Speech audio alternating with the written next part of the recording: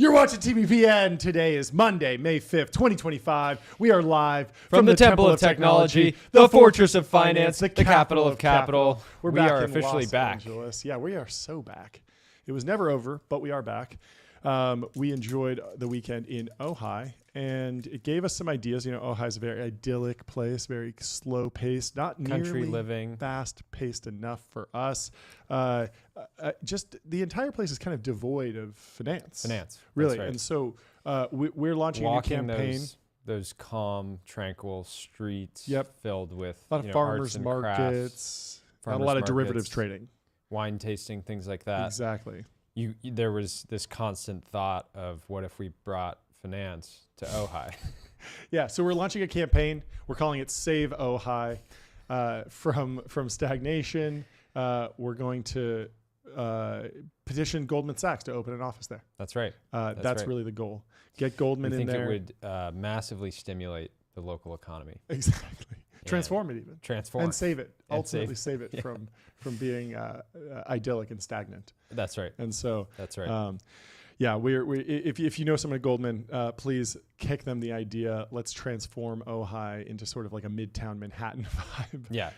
Really, the next Midtown is what we want. The next Midtown. Yeah. There's so much. Midtown is Manhattan in general is so constrained geographically. Exactly. The vision for Ojai is what if there were no bodies of water stopping, tremendous growth and expansion, right? Just parking lots and condominiums and billionaire. We could build a new billionaires row. Yes, in Ojai. That's we right. could save Ojai.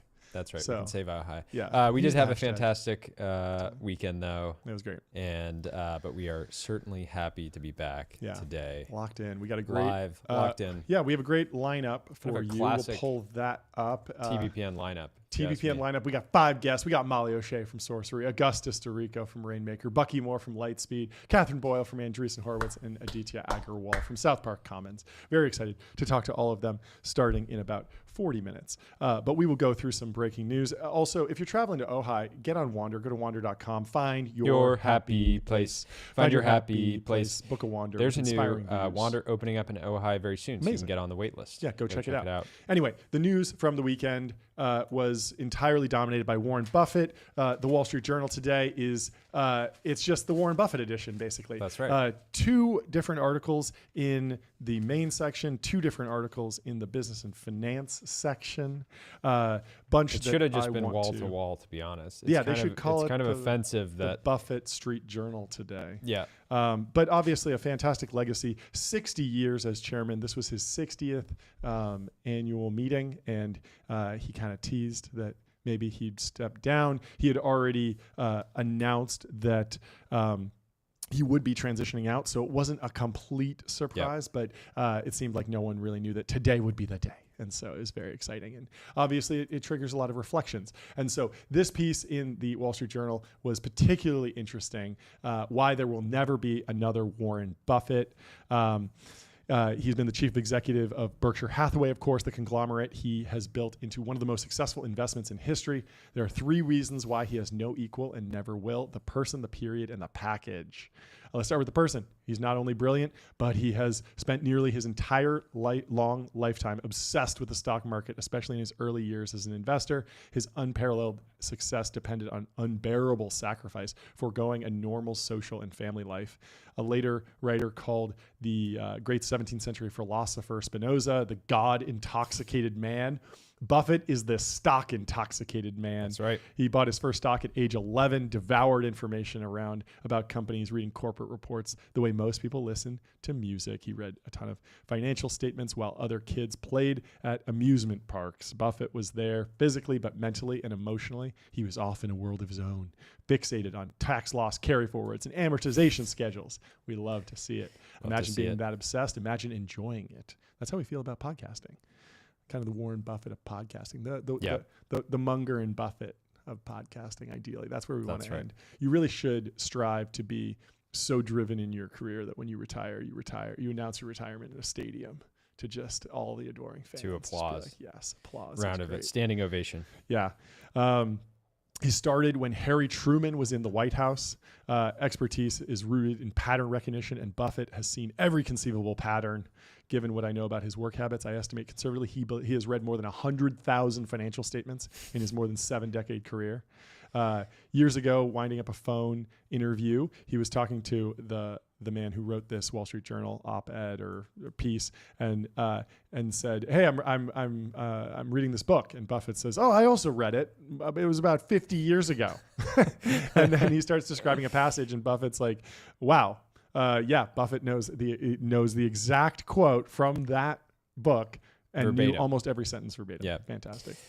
His parallel exposure to financial information combined with his prodigious memory made Buffett into a human form of artificial intelligence. He could answer almost any query out of his own internal database. That has given him an unparalleled ability to identify the kernel of significance in any new bit of information and a durable advantage over other investors. Now that AI is universally available, a person with Buffett's massive command center won't even have an advantage in the future. Do you think this is true? Do you agree with this? I thought this was an interesting take, and I don't know I agree with it. Yeah, I don't want to believe that it's true, right? Because that sort of would imply that Buffett's only advantage is just knowledge, access to information. Yeah, and in a world where information has already been widely accessible and freely available for decades, effectively for free. Yeah, it feels like we would have already. It feels like he would have lost his edge, maybe in the 90s, if that was the case. So, yeah, there is a remaining question. And I wonder how David Senra and like the modern business historians will see his legacy. Is it purely driven by knowledge? Is it intelligence? Is it contrarian individual, independent thinking? Is it access to capital and storytelling, or is it management? He's also great at in putting the right person in the job and giving them the tools to succeed. So there's a lot of other things that go into making Buffett successful. It seems like market timing seems to be, he's really good at that. Access to historical information can certainly give you an advantage maybe in timing markets, but it certainly doesn't seem like it'd be the only thing that gives you an advantage. Otherwise, more people would be better at it. right? Yeah. It does seem to, I don't know, it's odd with the market timing thing because it does seem like that would be easy to encode into an algorithm. And yet we haven't seen quantitative hedge funds necessarily apply the Buffett philosophy. When they do quantitative investing, they you usually do it on a much shorter time horizon. So it's kind of interesting. I did like this that Buffett has said many times that he won the ovarian lottery by being born when and where he was. If he'd born in Omaha just 50 years earlier in 1880, he would have had to invest in livestock instead of stocks. Had he been born in 1930 Omsk instead of Omaha, a little play on words there, he wouldn't have owned railways. He probably would have worked on the Trans-Siberian Railway. And so he lucked out being in Omaha in 1930 when there was a big boom. And then also Benjamin Graham, pioneer of security analysis and one of the greatest investors of the past century, it was developing his career right then, so Buffett was able to study under him. And Buffett also began his career before trillions of dollars had poured into the stock market from index funds and other giant institutional investors.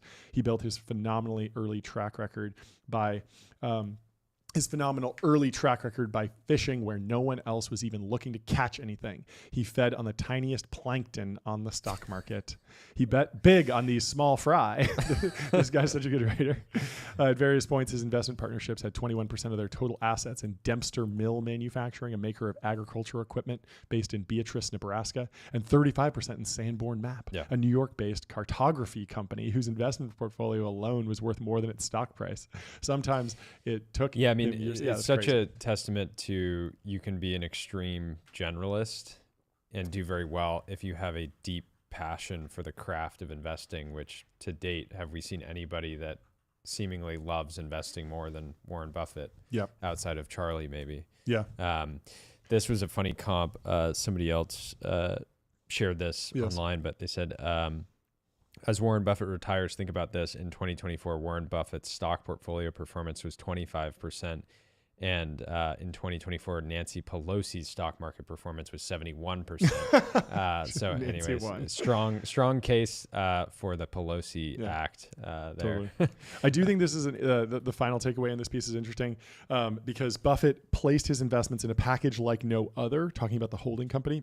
Berkshire Hathaway operates as a publicly traded holding company, a receptacle for whatever he thought was worth owning. Other publicly traded stocks, treasury bonds, private companies. At one point, it was even one of the world's largest holders of silver. Now it holds $330 billion in cash. Berkshire isn't a hedge fund, mutual fund, exchange-traded fund, or any other conventional investment vehicle. By design, it charges no management fees that would subtract from its returns and no performance incentive fees that would encourage excessive risk-taking in pursuit of a big payday.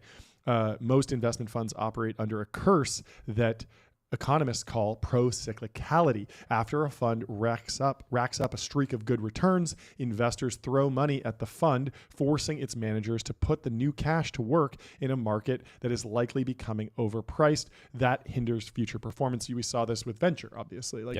A bunch of people made a bunch of money on mobile, and then they raised huge funds specifically for mobile. We're seeing this in defense tech now. Right? If you got early in Anduril, now you're raising like a dedicated defense tech fund.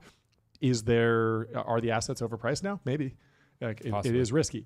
And so with Buffett, when returns falter in a falling market, normally when returns falter in a falling market, investors yank their money out, forcing the fund managers to sell as bargains are becoming abundant. This is the problem of pro-cyclicality in normal investment fund structuring. The fund's own investors make its performance worse, intensifying the market's ups and downs. Berkshire's only cash flows, however, are internal. Money comes in from or goes out to the assets it owns. Cash can't come pouring in from new investors or get yanked out by fleeing investors at the worst possible times, because you can only invest in Berkshire by buying shares from someone else in the secondary market. They don't do new stock issuances. And this package has given Buffett a structural advantage that has enabled him to pursue opportunities wherever and whenever he has perceived them. That's a luxury almost no other professional investor has or even wants.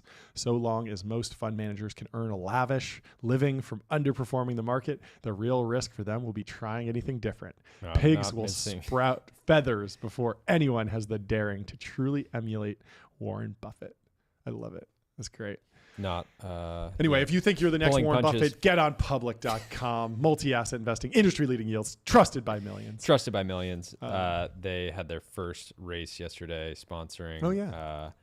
Aston Martin Martin F1 in Miami. F1. And thank you to Public for betting on us before you bet on Aston Martin. Yeah, really shows we're in good your company. faith. And yes, in good company. It is interesting how many people. What is there a curse to call yourself a baby Berkshire Hathaway? Maybe a few people have dared yes, to call yes, them I know exactly what you're talking about. It is rough. Building, this holding Notably, company. Josh Kushner at Thrive has not drawn that comparison. Yeah. Thinking very differently, maybe building something different. But it is interesting because they're like that pro-cyclicality thing does feel like a problem in venture. And if you have the permanent capital vehicle, maybe there's something there that you can grow into over time. But yeah, I mean, it's very different. There aren't like, if you're a traditional VC, you don't have deal flow stuffed with cash flowing assets constantly. Yeah. If somebody shows up with a lot of cash flow, you're kind of confused. Not sure what to do here, bud. Yeah, not sure what to do. Yeah. Anyway, we should talk a little bit about the CEO in waiting, Greg Abel. He is taking over, and at the young age of 60, 60-something. Imagine being... Still ready for a second generational run. Yeah, but at the same time, his boss, Warren Buffett, is 94 years old. And so he's like, I've been that's what I'm working saying. for this He's got guy a good 34 years. Yeah, probably. That's the nature of these potentially a lot things. more. Yeah. And so Abel will inherit the challenge of overseeing that wide-ranging empire while living up to Buffett's seemingly impossible to replicate record in stock picking, something even Buffett has struggled to do in recent years. He would make a huge mistake trying to be Warren Buffett, and he knows that, says Will Danoff, the Fidelity manager who counts Berkshire as a top holding. Shareholders want Greg to be the best Greg Abel can be. Buffett isn't just an investor. His unique stature allows him to confer legitimacy on damaged businesses in times of crisis, as he famously did when Wall Street veered toward potential collapse, and to extract a good deal for his shareholders in the process. That's, of course, the story of Bank of America during the financial crisis. It was definitely the next domino to fall after Lehman and Bear Stearns. But Buffett saw something beautiful in the business. He saw something savable, and he came in, kind of bailed them out in the private markets, injected a bunch of cash, and then, of course, wrote a op-ed on the cover of the Wall Street Journal. Never let the Bank of America fail. Never let the Bank of America fail. His reputation as a brilliant investor means that many shareholders are content letting Berkshire amass a huge pile of cash because they expect that Buffett will eventually be able to deploy it well. No one can completely fill those shoes. Warren's so unique, Bill Gates, the Microsoft co-founder, said of his close friend, "I hope we have leaders like Warren in the future." Buffett's planned departure, combined with the death in 2023 of his close friend and investing partner Charlie Munger, sets Berkshire on a new path. The company's fundamentals remain strong, but Berkshire's investment decisions might no longer carry the same weight. Abel, who is 62, will join other successors with tough acts to follow. Tim Cook filled Apple's top spot after Steve Jobs died and has made a lasting imprint. He drew on his supply chain expertise to expand manufacturing in China and built up a services business. At Disney, Bob Chapek took over as CEO for Bob Iger, only to have his uneven tenure cut short by a boardroom coup that resulted in Iger's return. Battle of the Bobs. Battle of the Bobs. There's a lot of Bobs over at Disney. It's very fun. Greg will have to be Greg, said Mark Oman, a retired Wells Fargo executive and a close friend of Abel's in his adopted Iowa hometown. Berkshire's succession plans, one of Wall Street's favorite guessing games, were finally revealed in 2021. So we've known this for 4 years now, when Buffett said Abel would eventually become the next CEO. Buffett had previously said that his son, Howard Buffett, would someday replace him as chairman, though without an executive role. Until this weekend, many shareholders assumed those handoffs wouldn't take place before Buffett's death. But he decided honestly, to do it I think it's smart to try to make this a phased approach versus, Buffett, were he to pass away without warning would be probably much worse for shareholders in general and just much more chaotic than saying, hey, I'm gonna take a step back at the end of this year, and here's exactly how we're phasing out my leadership. So, and knowing Buffett, I hope he will be involved. There's no way this guy is going to stop caring about stocks. So there's just no way. I do hope he's healthy. It'd be very unfortunate if this was all like, like how the Pope went out the day, like the weekend before he passed away and, spoke with the people. I hope that his health is in good, I hope he's in good health and can serve as the chairman and non-executive director for a number of years. Because maybe it's that he wants to really get seriously into weight training. Maybe he never made a lot of time for the gym. Maybe. And he just wants to be able to, take some of that time he would spend reading or studying companies and just put it towards iron. It's a very good possibility. But if you are buying cash flowing assets, trying to squeeze every penny out of the businesses, you got to put those holdings on ramp.com. Time is money. Save both. Easy to use corporate cards, bill payments, accounting, and a whole lot more all in one place. Ramp. A ramp powered roll up. It's easy money. You just buy a company, put them on Ramp. Triple the cash flows. That's right. Reinvest it in silver and gold. It could be that easy. It could be that easy.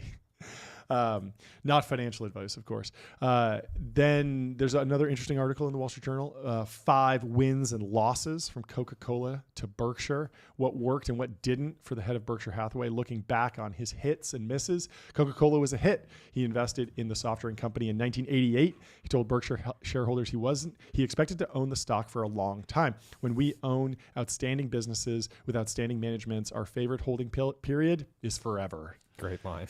True to Buffett's word, Coca-Cola remains a holding 40 years later. By the end of 2024, the stake was valued at roughly $25 billion. Coke's dividends, which have increased annually for decades, paid Berkshire some $770 million in 2024 alone. So along the way, the stock came to represent something more to Berkshire and its shareholders than just a steady source of income. Buffett was Coke's largest shareholder, a one-time board member, and an unflinching pitchman. So good. He often said he drank 5 cherry Cokes a day, and his devotion to his favorite soda became part of his lore that drew thousands of fans to Omaha for Berkshire's annual shareholder meetings. He's a junkyard dog. He's a junkyard dog. Yeah, I mean, he really, this has been one area where people have said, tried to poke holes in Warren Buffett and say, you're promoting, you're making your money on big soda, basically, right? Something that can have negative health effects, but he sort of has been able to beat those allegations by just he drinks 5 a day. He's like, how bad could it be? I'm drinking fine. 5 a day. I'm good. Peak performance. If you're worried, drink 2 a day. Exactly. Just dial it back. A miss that he had was Salomon Brothers. Berkshire bought preferred shares in Salomon Brothers in 1987 when it was still one of the biggest firms on Wall Street. In 1991, through scandal, scandal enveloped the investment bank when its traders were accused of rigging a treasury note auction. Buffett was forced to step in as chairman to clean up the mess, which ended when the firm settled a series of government investigations. This was very interesting because, people don't, in Silicon Valley, we don't think about that many opportunities where a company's embroiled in some sort of chaos or scandal and then a legend steps in. It kind of happened with Zenefits and the David Sachs thing, but it didn't go well. Can it ever go properly? It's just an interesting strategy to try and pick something up. But I think the lesson, is this: buy wonderful companies at reasonable prices. As opposed to trying to get a discount. This feels like the example of they're so beaten up. There's still some business there. Let's hop in, but ultimately got your hand burnt because there was just too much. Well, in this case, they invested in 1987 in this ordeal with the Treasury note auction. Didn't happen till 4 years later. So rough. It wasn't necessarily trying to be a turnaround, but you could imagine. There would have been a scenario where but in 91, Buffett had to step into the chairman role instead of just saying hey, I'm wiping my hands of this because we have our preferred shares, but the investment's not going well, so we're gonna dip out and sell at a loss, as opposed to I'm gonna step into the chairman role, I'm gonna run the company. That's kind of crazy. Anyway, founder mode. Buffett said, I can handle bad news, but I don't like to deal with it after it has festered for a while. A reluctance to face up immediately to bad news is what turned a problem at Salomon from one that could have easily been disposed of into one that almost caused the demise of a firm with 8,000 employees. Then the next one, the hit, this is kind of interesting. BYD, Crazy. battery maker. Munger went over to China, found BYD, the battery maker, and encouraged Berkshire to buy a 10% stake in the company in 2008. Within 2 years, the $230 million investment was valued at nearly $2 billion. And so this is like a Series C. Like they did $230 million for 10% at a $2.3 billion post. That's like a venture style investment that they just did kind of randomly. Obviously a little controversial now that BYD is so closely competitive with American industries, but he secured the bag and made a 10x. But they have since begun to trim their stake. They also missed on U.S. Air, the airline, and this is the famous and hilarious quote from Richard Branson, the wealthy owner of Virgin. Just for context, where's BYD right now? BYD is still over $100 billion. $100 billion. Yeah. So wow. they So they own 10%. invested, That's $10 billion on invested, $200 mil. It's a 50x. They got in at $2 billion. No. They invested way. Berkshire invested a $2 billion post money, essentially. No, it said Berkshire to buy a 10% stake in 2008. Within 2 years, the $230 million investment was valued. So they got a 10x to $2 billion. Yeah, and now another it's another 10x, 10x, basically. Yeah. Or sorry, another 5x. 50x. 50x? Yeah. Okay. So they invested. Yeah. Got like within 2 years, it was a 10x. Yeah. And then got to a 50x. Not bad. But they struggled with U.S. Air. Richard Branson said, Richard Branson was asked how to become a millionaire, and he had a quick answer. There's really nothing to it. Start as a billionaire and then buy an airline. Buffett wrote in his 1996 letter to shareholders, unwilling to accept Branson's proposition on faith, your chairman decided in 1989 to test it by investing $358 million in a 9.25% preferred stock of U.S. Air. Buffett conceded he underestimated just how much havoc the deregulation of the U.S. airline industry would play on U.S. Air's business. From 1990 to 1994, U.S. Air reported total losses of $2.4 billion. U.S. Air eventually became U.S. Airways, which later merged with American Airlines. Not a good outcome. But contrarian, interesting outcome. Mid-American Energy. You think it mid? It's not mid. It's not. It was mid. great. It was goated. It was goated. Buffett bought a 75% stake in the Des Moines utility in 1999 at the urging of Walter Scott, a lifelong friend who had joined the Berkshire board in late 1980s. Mid-American, later renamed Berkshire Hathaway Energy, thrived under Berkshire by eschewing dividends and plowing the company's profit back into the business through acquisitions of capital investments. BHE would become one of Berkshire's 4 pillars, along with its insurance and railroad businesses and its stake in Apple. Annual operating earnings grew to nearly $4 billion from $122 million in 2000. Wow. Yeah, that's pretty great growth. The deal also added Greg Abel to Berkshire Hathaway's payroll. That's where Greg Abel came from. He was working at Mid-American Energy, and that's how he was able to climb the ranks. Pretty great. And then actually the last one that's kind of interesting is that Berkshire Hathaway itself apparently was a miss. In May of 1964, the top executive of a struggling textile manufacturer called Berkshire Hathaway wrote to its investors offering to buy their shares for $11.37.5 a piece. Buffett, a major shareholder, had expected $11.50. But when Berkshire's Seabury Stanton responded with the lower offer, I bristled at Stanton's behavior and didn't tender. He's like, it's offensive that you didn't want my $11.50. You only want $11.37. What is this? What are you trying to sell me? And so that was, Buffett wrote, a monumentally stupid decision. Berkshire continued to wilt along with the rest of the New England textile industry, shutting mills and racking up losses. But Buffett, piqued by Stanton's actions, ignored the company's grim outlook and instead kept buying more stock. By May 1965, he took over Berkshire for good. It is a move he still regrets, though it did earn him his first mention in the Wall Street Journal. There we go. Interesting. There we go. Although Seabury's and my childish behavior... Through Seabury's and my childish behavior, after all, what was an eighth of a point to either of us? He lost his job, and I found myself with more than 25% of Buffett's partnership capital, his original investment vehicles, capital invested in a terrible business about which I knew very little. I became the dog who caught the car. Buffett kept the textile business going for years, but stubbornness, stupidity has its limits, he wrote. In 1985, I finally threw in the towel and closed the operation. So the very, very ironic that the company namesake that it was of the named, the company. namesake ended up being an L. It just goes to show, as if you want to be one of the greatest or the greatest investor of all time, you can to have some L's along the way. It happens. It happens to the best of them. Even to the best of them. So the market so far does not like the retirement news for Warren Buffett. Berkshire Hathaway stock is down 6.39% in this post by Ryan Peterson, friend of the show. But he asks, how is this not priced in? He's 94.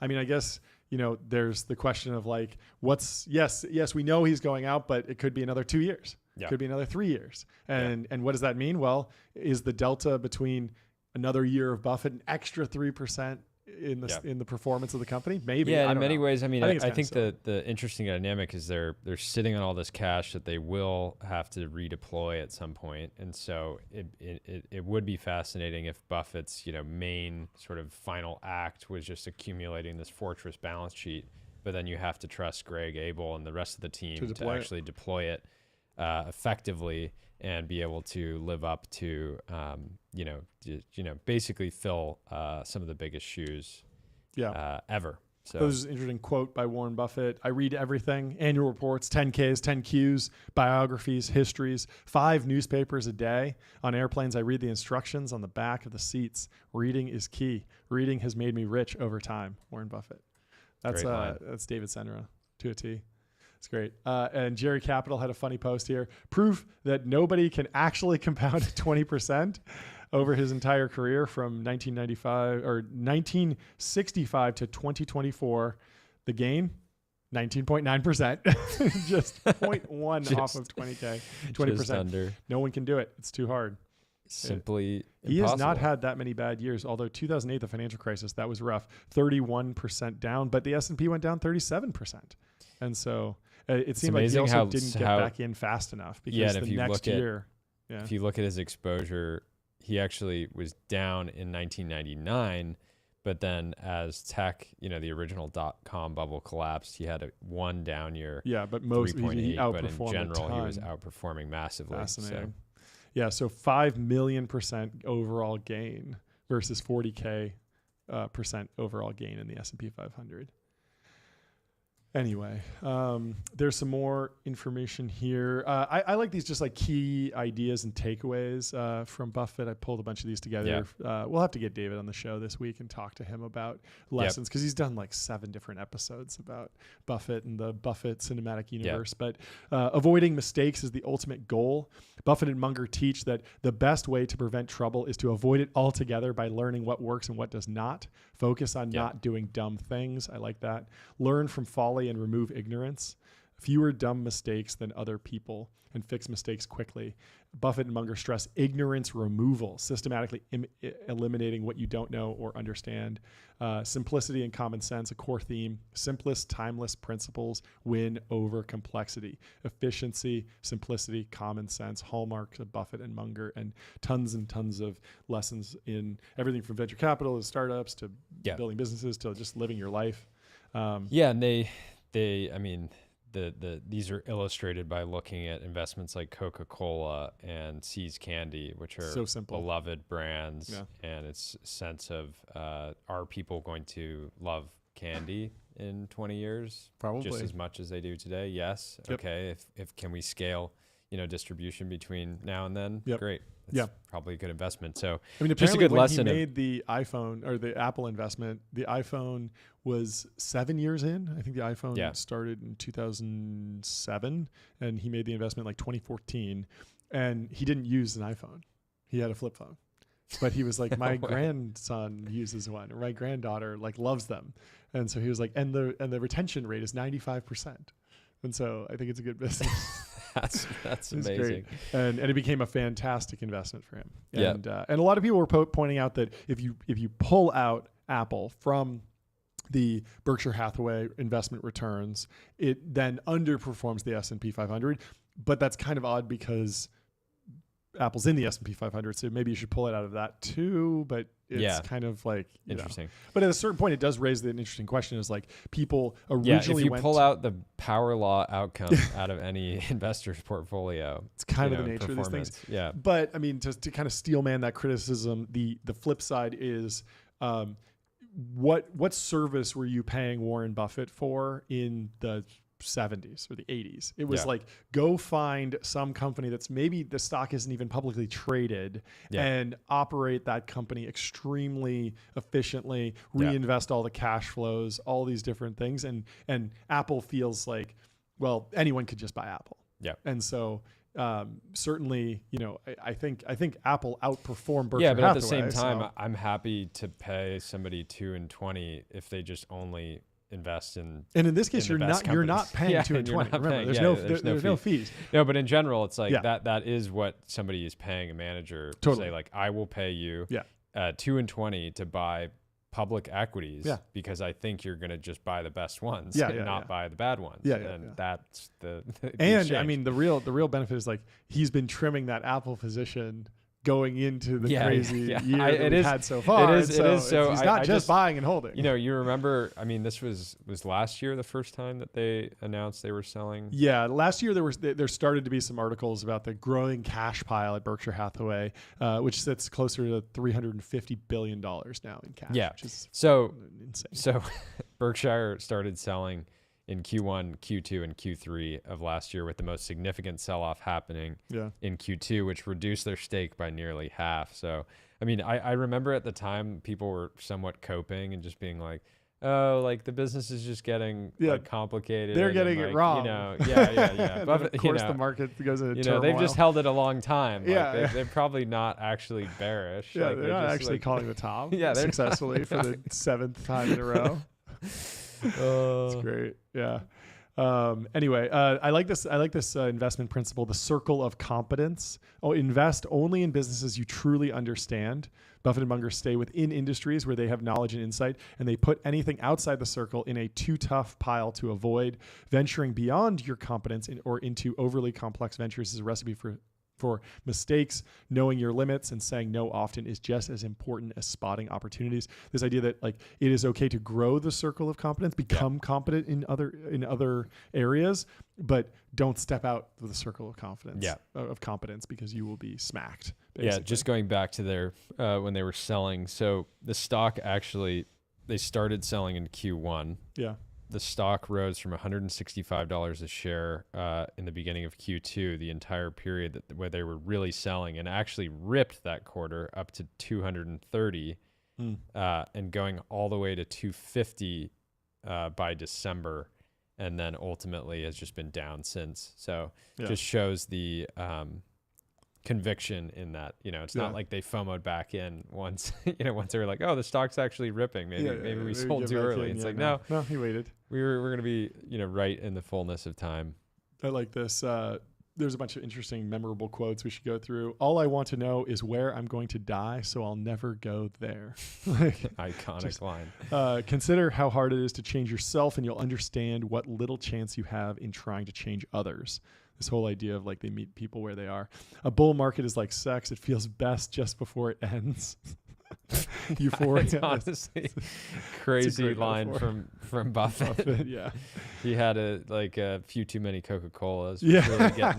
Really the secret to being successful in any field is getting very interested in it. I couldn't excel in anything in which I didn't have an intense interest, passion. You excel when you truly love the subject or work. That's 100% accurate. Here's another good one. We don't try to change people. It doesn't work well. We accept people the way they are. Yeah, smart. And this is a lesson you only have to, learn a couple times. I think founders, hiring people, or even investors hiring people. Yeah, you mentioned this with some investments where you were like, okay, the founder's bad at this one thing, but I'm good at that, so I can change them into being good at the thing that I'm good at. And it's like often that's not the case. Yeah, or more so you hire somebody to do a specific thing, and you can help somebody go from, in my experience, you can help somebody go from like great to excellent. Yep. It's hard to take somebody from okay to great. Yep. Right. And so accepting people the way that they are, and then sort of, trying to really be honest about whether they can get where they need to be is important. Yeah, I like this. Wall Street never changes. The pockets change. The suckers change. The stocks change. But Wall Street never changes because human nature never changes. It's great. There's a kind of interesting overview of his career in 25 key moments. So he reads The Intelligent Investor in 1949. That's so long ago. Discovers Benjamin Graham's philosophy of value investing, and this forms the foundation of his approach. In 1951, he visits. And real quick, the article in the journal earlier, he's talking about the author is talking about how Buffett's edge is the information that he has, and I would almost argue that Buffett's edge is the experience that he has, because there's one thing to like read about financial turmoil 30 years ago, and you can understand like why it happened pretty well, but it's a very different thing to viscerally feel it and then have that inform your future decision making. And Buffett at this point done 60 plus, shareholder annual AGMs, right? And being able to actually have 60 years of experience to draw on, where he was viscerally feeling what was happening in the industries that they're in, just gives you an intrinsic advantage, right? Sometimes you actually have to experience something to really learn the lesson, and he certainly has experienced the full spectrum of investment, experiences. Yeah, 100%. So in 1951, he visits Geico headquarters, learns firsthand about insurance float and low-cost moats, gets excited about insurance. In 1956, he launches the Buffett Partnership Limited, starts managing outside capital using Graham's principles, rapidly outperformed the market. He begins buying Berkshire Hathaway shares in 1962. He spots this deep value opportunity in a dying textile mill and builds this stake. Ended up being his biggest regret. Takes control of Berkshire Hathaway in 1965, buys enough shares to oust management, turning it into his investment vehicle, buys National Indemnity, entering the insurance market in 1967. It's crazy. Like each one of these is like a 3-year journey, but because it's a 80-year career or something, or 60-year career, we're like condensing it down so quickly. But so he enters insurance, unlocking the float model that would fund decades of investments. He closes his partnership to focus on Berkshire in 1969, returns the capital to investors to avoid speculating in an overheated market. 1972, he acquires See's Candies, learns to pay up for great businesses with pricing power, shifting his investment philosophy. Instead of just finding, these really, really beaten down stocks, he's okay paying a reasonable price for a truly great business. Invests in the Washington Post in 1973. The Washington Posters. The Washington Posters.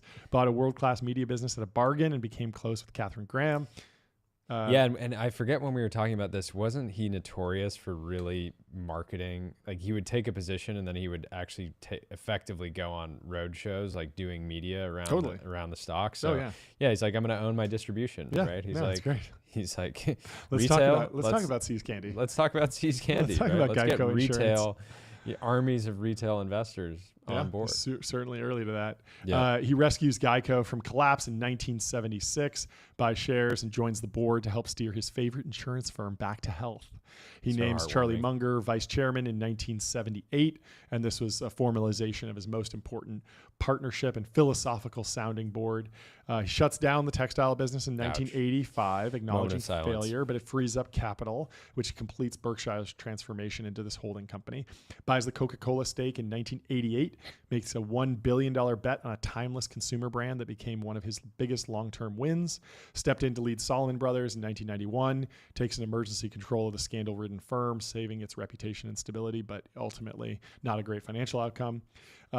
Issues Berkshire Class B shares in 1996, created low-cost access for smaller investors and blocked Wall Streets from misusing his name, because I think there was probably some sort of aggregation SPV essentially on it, because the shares were getting so expensive. Acquires General Re in 1998, expands Berkshire's global insurance reach through, though later admitted, early integration challenges. He avoids the dot-com bubble in 1999 to 2000, refused to chase fads, preserving capital and credibility as others crashed. Pledges $31 billion to philanthropy in 2006, history's largest charitable donation, primarily to the Gates Foundation, his buddy. Backs Goldman Sachs and GE during the crisis in 2008, stabilized markets by investing when fear was highest. Bought Burlington Northern Railroad in 2009. This was the biggest acquisition of all time for Berkshire, betting on America's long-term economic growth. The railroads aren't going anywhere. They're not making any more of them. Yep. Funded Bank of America during the slump. You had a in post 2011. yesterday that was fascinating. This is crazy. Your In local Pasadena. city, Pasadena, was estimating that it would take 400 years. 500 years to put all of the electrical power lines underground. So they said the phase 1 is 100 years and phase 2 is 400 years to put them underground. Isn't that crazy? That's longer than America's been around. Yeah. America is what, 250 or 300 years old now, going on 1776, right? Yeah. It's like a crazy, crazy amount of time. To Imagine writing that with a straight. Yeah. I hope they put on clown They're makeup. like, oh, before you they- think in decades? We think in centuries. Our plans are measured in centuries. So he Insane. funds Bank of America during 2011 slump, injects $5 billion, gains a massive stake. Then he invests in Apple in 2016. This is the iconic investment. $36 billion of Apple. Now it's Berkshire's most valuable holding. He promotes Abel and Jane as vice chairs in 2018 and starts quietly initiating the leadership succession process. And then, of course, in 2021, he names Greg Abel as the future CEO. And then in 2025, he announced retirement as CEO. And so that is the legacy of Warren Buffett. And we will continue talking about him this week. Hopefully, we'll get David Senra, some other folks on the show. But we are joined by our first guest of the show, Molly O'Shea, host of the Sorcery Podcast. Welcome to the stream, Molly. How are you doing? Molly, it's great to have you. you You hear are us? live. You're alive. Okay, 1 second. We are working to get Molly. I wanted to have her on, but we'll talk to you about Linear in the meantime. Linear is a purpose-built tool for planning and building products. Meet the system for modern software development, streamline issues, projects, and product roadmaps on Linear. Just do it. Just do We it. use Linear at TBPN. As you know, we treat our media products like regular software products in terms of the way that we build them, in terms of trying to make them better every single day. The best evidence of that is our live stream overlay, which we are always rolling out changes to. And if you have any feedback for it, let us know, and we'll get those issues slotted into Linear so we can ship against them. So thank you to Linear for supporting the show. And Did you watch Miami F1? I did not. I had food poisoning. It was absolutely brutal. Yesterday I didn't was get a chance to watch either. I did yesterday was throw a on a complete little wash. bit of a little bit of an older season of Drive to Survive, and Okay. I'm starting to get back into it, but it's hard. Yeah. F1's tricky to follow. Yeah. Bodybuilding's much easier to follow. Yeah. I think it's really the only Well, sport I follow there's actively. very little space in your brain for anything other than bodybuilding content, Yes, right? exactly. And so it's like anything that you would watch is competing with, reruns of the Arnold and Yes, yeah, exactly. historically. They really So do you're- need to do, full Drive to Survive level production on the next Arnold. Maybe that the can be Road to us. Arnold. Maybe that I can mean, be that us. is like Sam Sulek's channel, basically. It's like Yeah. that. It's just Drive to Survive for bodybuilding, Yeah. basically. But we wanted to have Molly on the show because she is a good friend and has done a bunch of interesting things. But she posted over the weekend venture funds as F1 teams. Red Bull is Founders Fund. McLaren is Thrive. Mercedes is Sequoia, and Ferrari is Khosla. And we're going to debate this with her, see how she breaks it down, and if we have any different takes. She says, Red Bull Racing is Founders Fund. Why? High conviction, unapologetically bold, and driven by generational talent. Verstappen is Peter Thiel.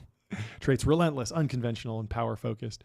I feel like for Red Bull, you got to go with a venture fund that's not in venture, because Red Bull's not a car company. Yeah, that's interesting. So I almost feel like you should go with InQtel or Co2. Co2 crossover for sure. Tiger, Crossover. Yeah. maybe. Or maybe is there an actually decent corporate VC arm? I mean, I guess OpenAI.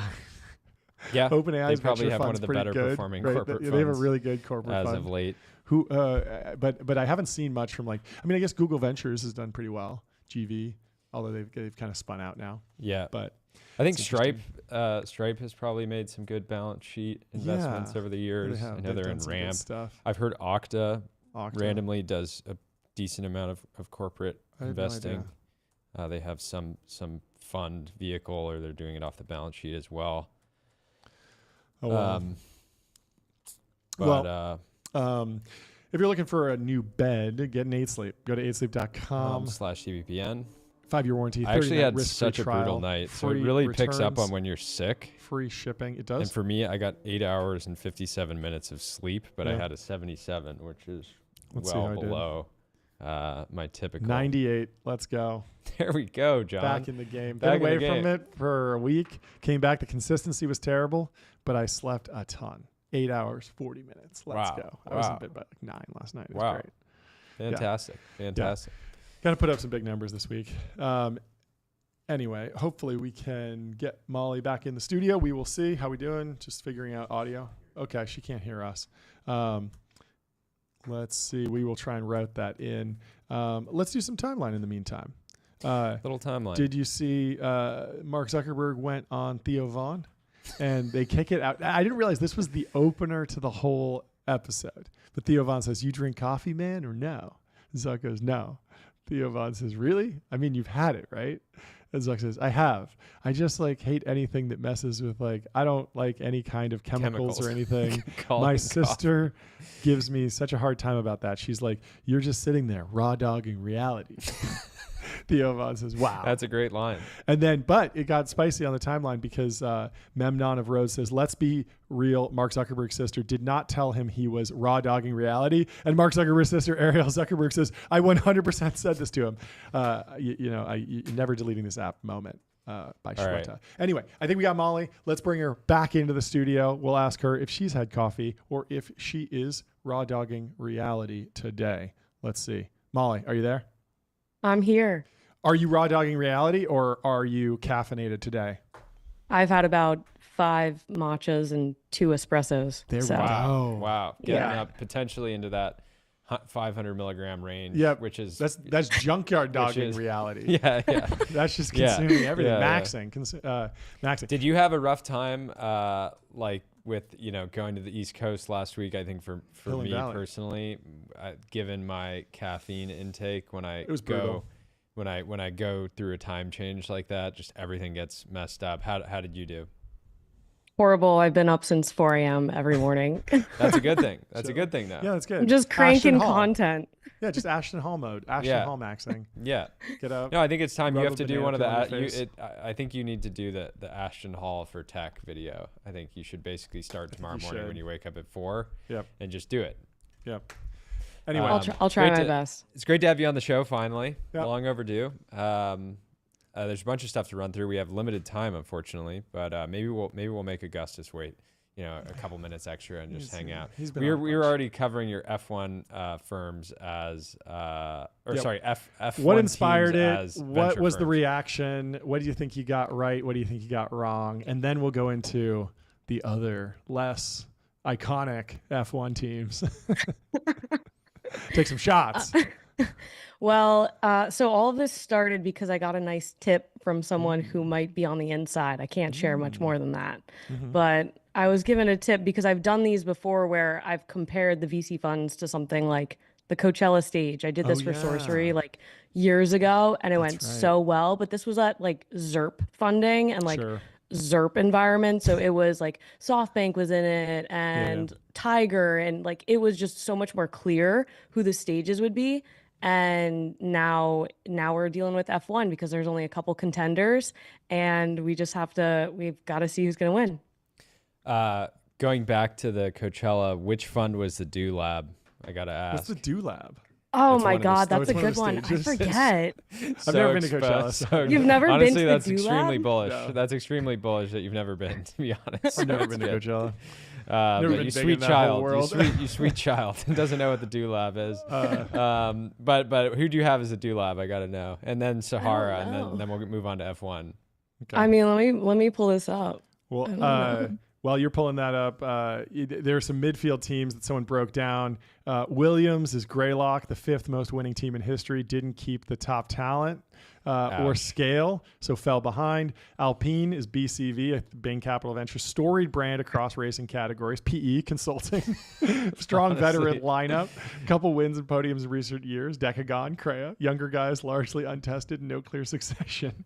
I love AlphaTauri as YC, battleground for young talent, produces some of the best drivers, but sees limited return. Verstappen, Sainz, Gasly, plays an important role in the startup driver ecosystem. And Aston Martin is SoftBank. One man behind it all. Lawrence Stroll, Masayoshi Son, tons of money and big deals. No significant results to speak of. Brutal. Brutal. It's great. Anyway, break us down the Coachella landscape, and then I thought I'd put it in terms that folks that are more familiar with bodybuilding could key off of.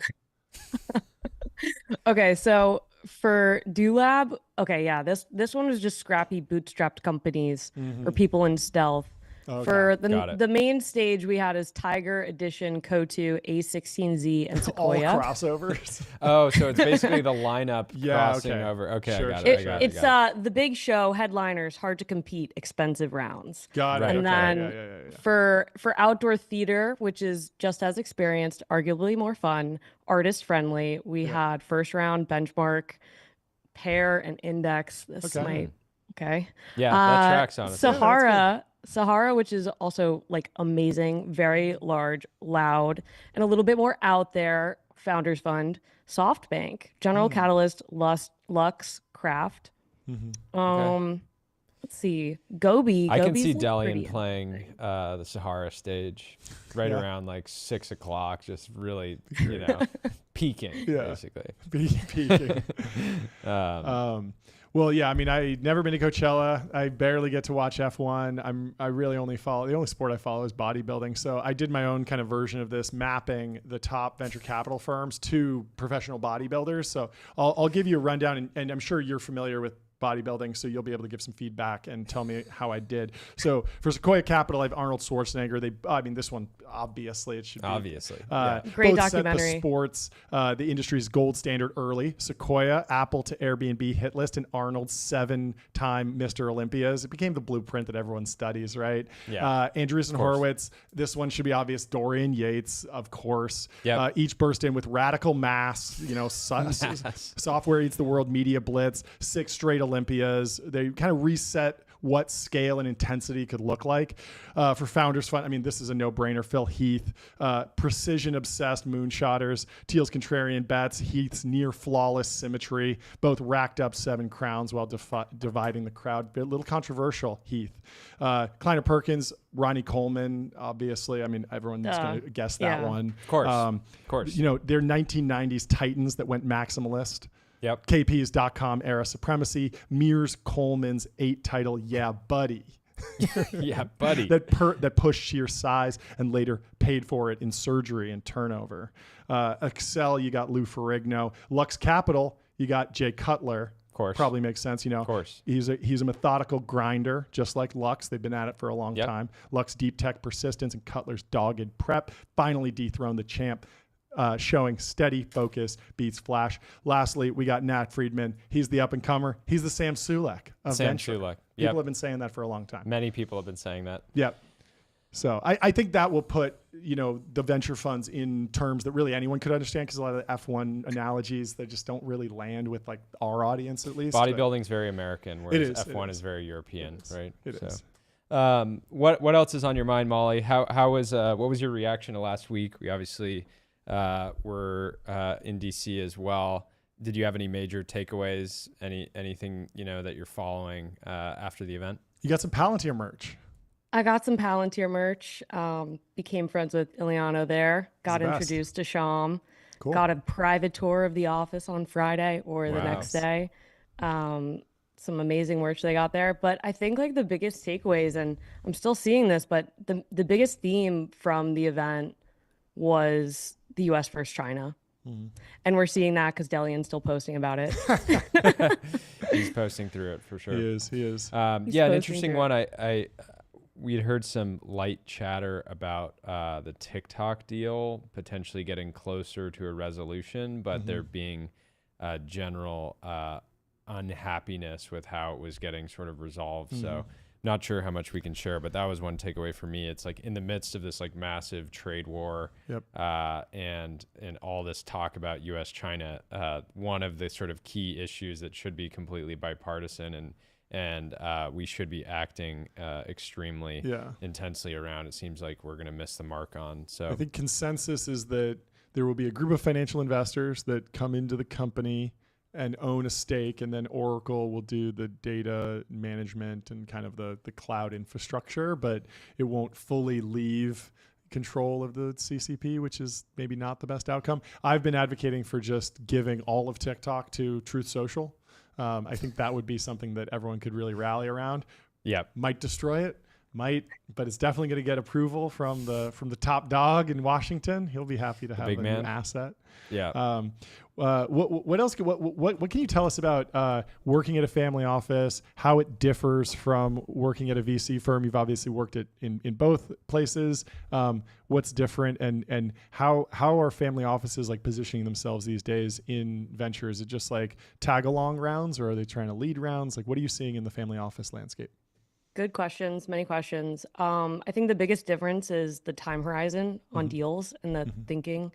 So instead of capital, it's permanent capital. You're thinking evergreen. You're not confined to 4 years for investing. It's not like you have to stop investing after 2.5 years and start raising and going out to fundraise. Instead, you're thinking long term. You can actually be a little bit more thoughtful instead of playing the rat race of competitive rounds. You can pick companies and go deeper with them, have longer term relationships. It's just it's a much different game because it seems much more rational. I think my biggest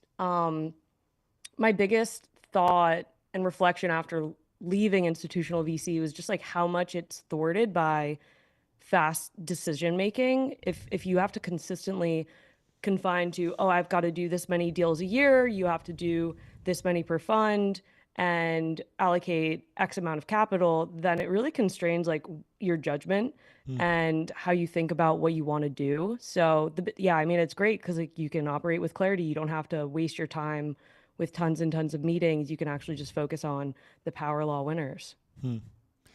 Yeah, and that means effectively, identifying a company early, not necessarily being able to invest in that moment for some particular reason, but just saying hey, it doesn't really matter. We want to get in at some point. Let's, continue to build a relationship. Whereas I think oftentimes VCs, have a specific window. Unless you're a big platform fund, you have a window where you can make an investment work, but then you can't even do an SPV into the company necessarily if you weren't in the, in one of the earlier rounds. And so having that timeline flexibility to be okay, we can have $10+ billion outcomes now. It really doesn't matter if we get in at $100 million or we get in at $500 million, post. So it's also it's much more flexible capital. It's not like you're confined to an X amount of percentage that you need in equity or check size. You can get in whenever and whatever makes sense. And then you can also put in your own capital and then raise the rest through SPVs and make a larger round. So there's many different dynamics. It's much more friendly. You dropped an interview with Bucky Moore. He's going over to Lightspeed. We're having him on the show later. What was the question that you were too afraid to ask because it doesn't meet Sorcery's brand standard? But it's anything goes here when we're live, so we can put him on the spot. What did he ask you to edit out, and then we'll ask him that live? I will say I passed all compliance. My biggest question that I wanted to ask him was, what was the deal? Did you get your carry bought out? I asked this. You got to listen to the interview so you get the answer. I'm prepping my show. Yeah. But I asked him, how does it work transitioning? Large partner from another fund going to another, right? Sure. There's a lot of tied up carry. There's board positions. Yeah. It's very complex. What was that process like? And we walked through it. I mean, he was very open. I was quite surprised. It was an awesome interview. That's very cool. What else did you talk to him about that we could maybe dig in deeper when he hops on the stream in an hour? Ask him about his view on ASI. Ask him about pricing dynamics for tier 1s and tier 2s. Okay. He doesn't like that branding, but you think of himself more as tier 3? Look, He wants doesn't that. like. He wants to be labeled as a tier 3, so you can have that dog. Yeah, that you dog know? in him. Yeah. Inspiration to grind harder. As soon as you're labeled a tier 1, It's you're like, over. I've reached. I've peaked, I've yeah. peaked. You know? Anyway, And then I would ask about global pools of funding. He was Okay. open about that. And yeah, megafunds. he's There's big lots of he's pushback. big into raising money from Pyongyang, right? North Korean money is usually in his funds. Right? He does a lot of SPVs with Somebody out there is not gonna understand with the North Korean sarcasm. sovereign wealth fund. Yeah, we'll have some fun with him. Last question before you go. What should they do with Alcatraz? Everyone's been debating it in tech. I want to get everyone's take on it today. Should they become Y Combinator, put a monument on it, bring back the jail, keep it as a tourist destination? What's your pick? I want to keep it. I want to bring it back as a jail, but I want to keep it open for tours. Okay, so you can tour the prisoners. Oh, Interesting. crazy. That'd be very chaotic. That would be extremely chaotic. Somebody was running. Kind of like I a forget who it panopticon was. I forget who situation. it was. I think it was Shield was saying that like the reason that it was shut down initially was that there you could only have like 300 prisoners, and like due to being on an island, Yeah. it was like Extremely expensive. like 3x the cost Yeah, to yeah. actually house them. So Yeah. it was just like doesn't really actually make sense. Yeah. But I liked I somebody's mean, if I idea of was turning in it into if I was in jail, I'd Combinator. probably choose the island jail, right? I mean, that doesn't seem like a bad place to be. I don't know. Have you been? Have It's you done pretty the tour? miserable, It's actually. pretty miserable. It's pretty so bleak. It's so bleak. It's always I super mean, I guess if you foggy get a out on the window, you water. can kind of see everything, but I don't know. Yeah, pretty terrifying. Anyway, we'll see what happens with it. We'll be tracking it. I'm in favor of putting, letting Y Combinator set up shop. I like and the just YC trapping, strategy. It's It's PMF or die 2.0. Yeah. Y Combinator is the Y Combinator of Y Combinator. It's true. As many people have said, but Yeah. put it on an island. That's Anyway, a good place to be. Thanks so much for stopping by, Molly. We'll this talk was to you great, soon. Molly. Have you back on soon. Yeah. Congrats on all the progress. Bye, See ya. guys. Thanks. Bye. See ya. Let's bring in Augustus Dorico from Rainmaker. I got the Think you gong got the ready. gong ready. I think we got some breaking news from Augustus. Size gong. Yeah.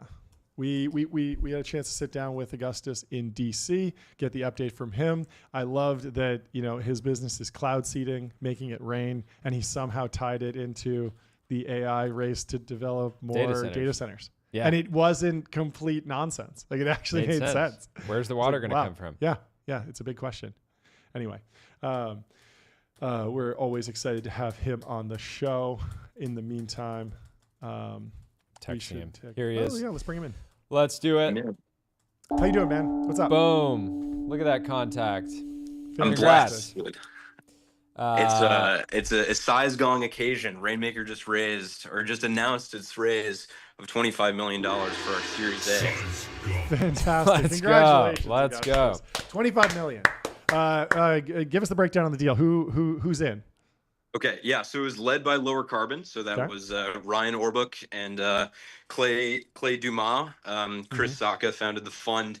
They're really interested in adaptation tech now, right? Like in the face of severe weather and changing climate, how do we build technologies that can make us more resilient, right? So more resilient to drought, more resilient agriculture, more from cloud seeding is one way to facilitate that. And so they were stoked. Naval Ravikant, sage philosopher king of tech bros everywhere. He was in, I think, just because we went for like a really long romantic walk in Manhattan Beach one time.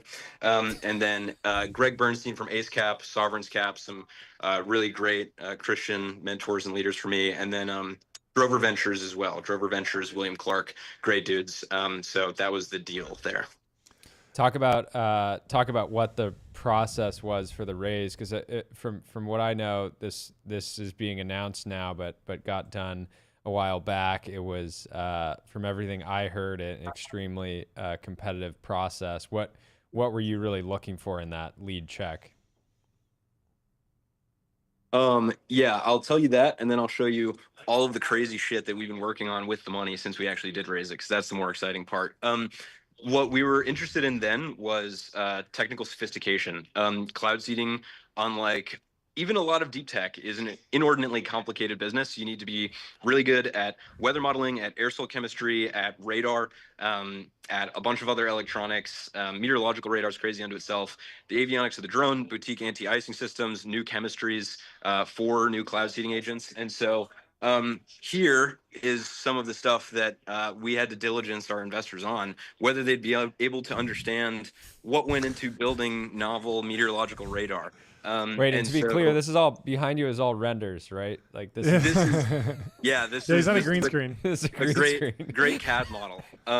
So anyway, in 6,000 square feet, which is nuts, we started high rate production of our drones, which are anti-icing capable drones. They're the only Class 1 UAS in NATO that can fly in severe icing. And so this is one of our Elijahs right here. So it has thermal anti-icing systems, ridiculously difficult to engineer air soil dispersion system that tunes the particle size that you're emitting into the cloud exactly as you wish. And then over here, I can't even begin to show you this. Actually, that's probably proprietary. I won't show you our boards, but here's some more material going into some more drones. Here's the next unit of our radar that's going to Argentina, our second international deployment. So I'm pretty stoked about that. Here is all the proprietary radar stuff because we had to design our own boards. And then on the other side of the house is like our novel chemistry work. That, by the way, I'm taking this out of Aaron Slodov's playbook, just like walking around a factory. Love it. Yeah, I Love love it. a tour. That's the fun stuff that's going on. Yeah. So, I mean, talk about the use of funds. It seems like you're buying a lot of stuff, hiring some people. What's the breakdown? Probably doing mostly like founder-led growth and sales, but where is the money going generally? Yeah, so I would say it was probably something to the effect of like 30, 30, 20, 20. So 30% of all the money that we raised is dedicated to designing our own meteorological radar and atmospheric sensing platform. So that platform is called Eden. That is radar, LiDAR, long wave infrared, air soil probes, pressure, temperature, humidity probes, and anemometers. It's one of the more, if not the most sophisticated and low price point atmospheric sensing systems on the market in the world right now. And the lead time is only 5 weeks instead of 9 months. Yeah. And out of curiosity, did you try to buy that off the shelf initially and then realize that you had to build it yourself? What did that look like? Because that feels like its own, like its own product line, although it doesn't sound like you're selling it to individually yet. Yeah. So basically everything at Rainmaker, I am grateful and happy to be making money and eventually returning capital for our pre-seed investors. But like our thesis initially was like, well, we're going to use off-the-shelf radar, off-the-shelf drones, off-the-shelf chemicals, off-the-shelf weather models, and just be like a really good systems integrator. And then we got punched in the face like 100 times and decided we had to vertically integrate everything. So tried to buy that radar COTS, but there's one guy in Germany that makes them for 51 grand, and they take 9 months, if not 12 months, to get there. Our system is about 5 times more cost effective, more affordable, and the lead time is 5 weeks. So we did that. About 30% of the funds went to designing Elijah, our Class 1 UAS that's capable of anti-icing. That was a big thing. That about 10%. 20% was for novel research, so fancy probes so that we could detect the right conditions in cloud, validate our effect. And then the remainder went to GA, fighting Florida, fighting for bigger budgets, that sort of thing. Talk about acquisitions going forward. I mean, Anduril just announced another acquisition. It seems like in defense tech and hard tech, there are assets that can be, you can create more value if you roll them into a larger, more agile, more founder-led organization. Are you looking at that? Have you done it? Are you thinking about it in the future? How do you think about building versus buying everything? Yeah, so one of the really strategically important things that Rainmaker planned to do from the outset was roll up the existing cloud seeding market. If you look at the market as it stands, it ostensibly doesn't exist. There's like a few legacy operators that are kind of cowboys that blast clouds randomly, and states or municipalities or even like Saudi will pay for it because they're so desperate for water they're willing to try anything, even if it's technically unsophisticated. We bought North American Weather Consultants, which was a old school cloud seeding company out of Utah, out of Salt Lake City. Did so with project finance, which was great. Shout out to my finance director, John Madigan, killer.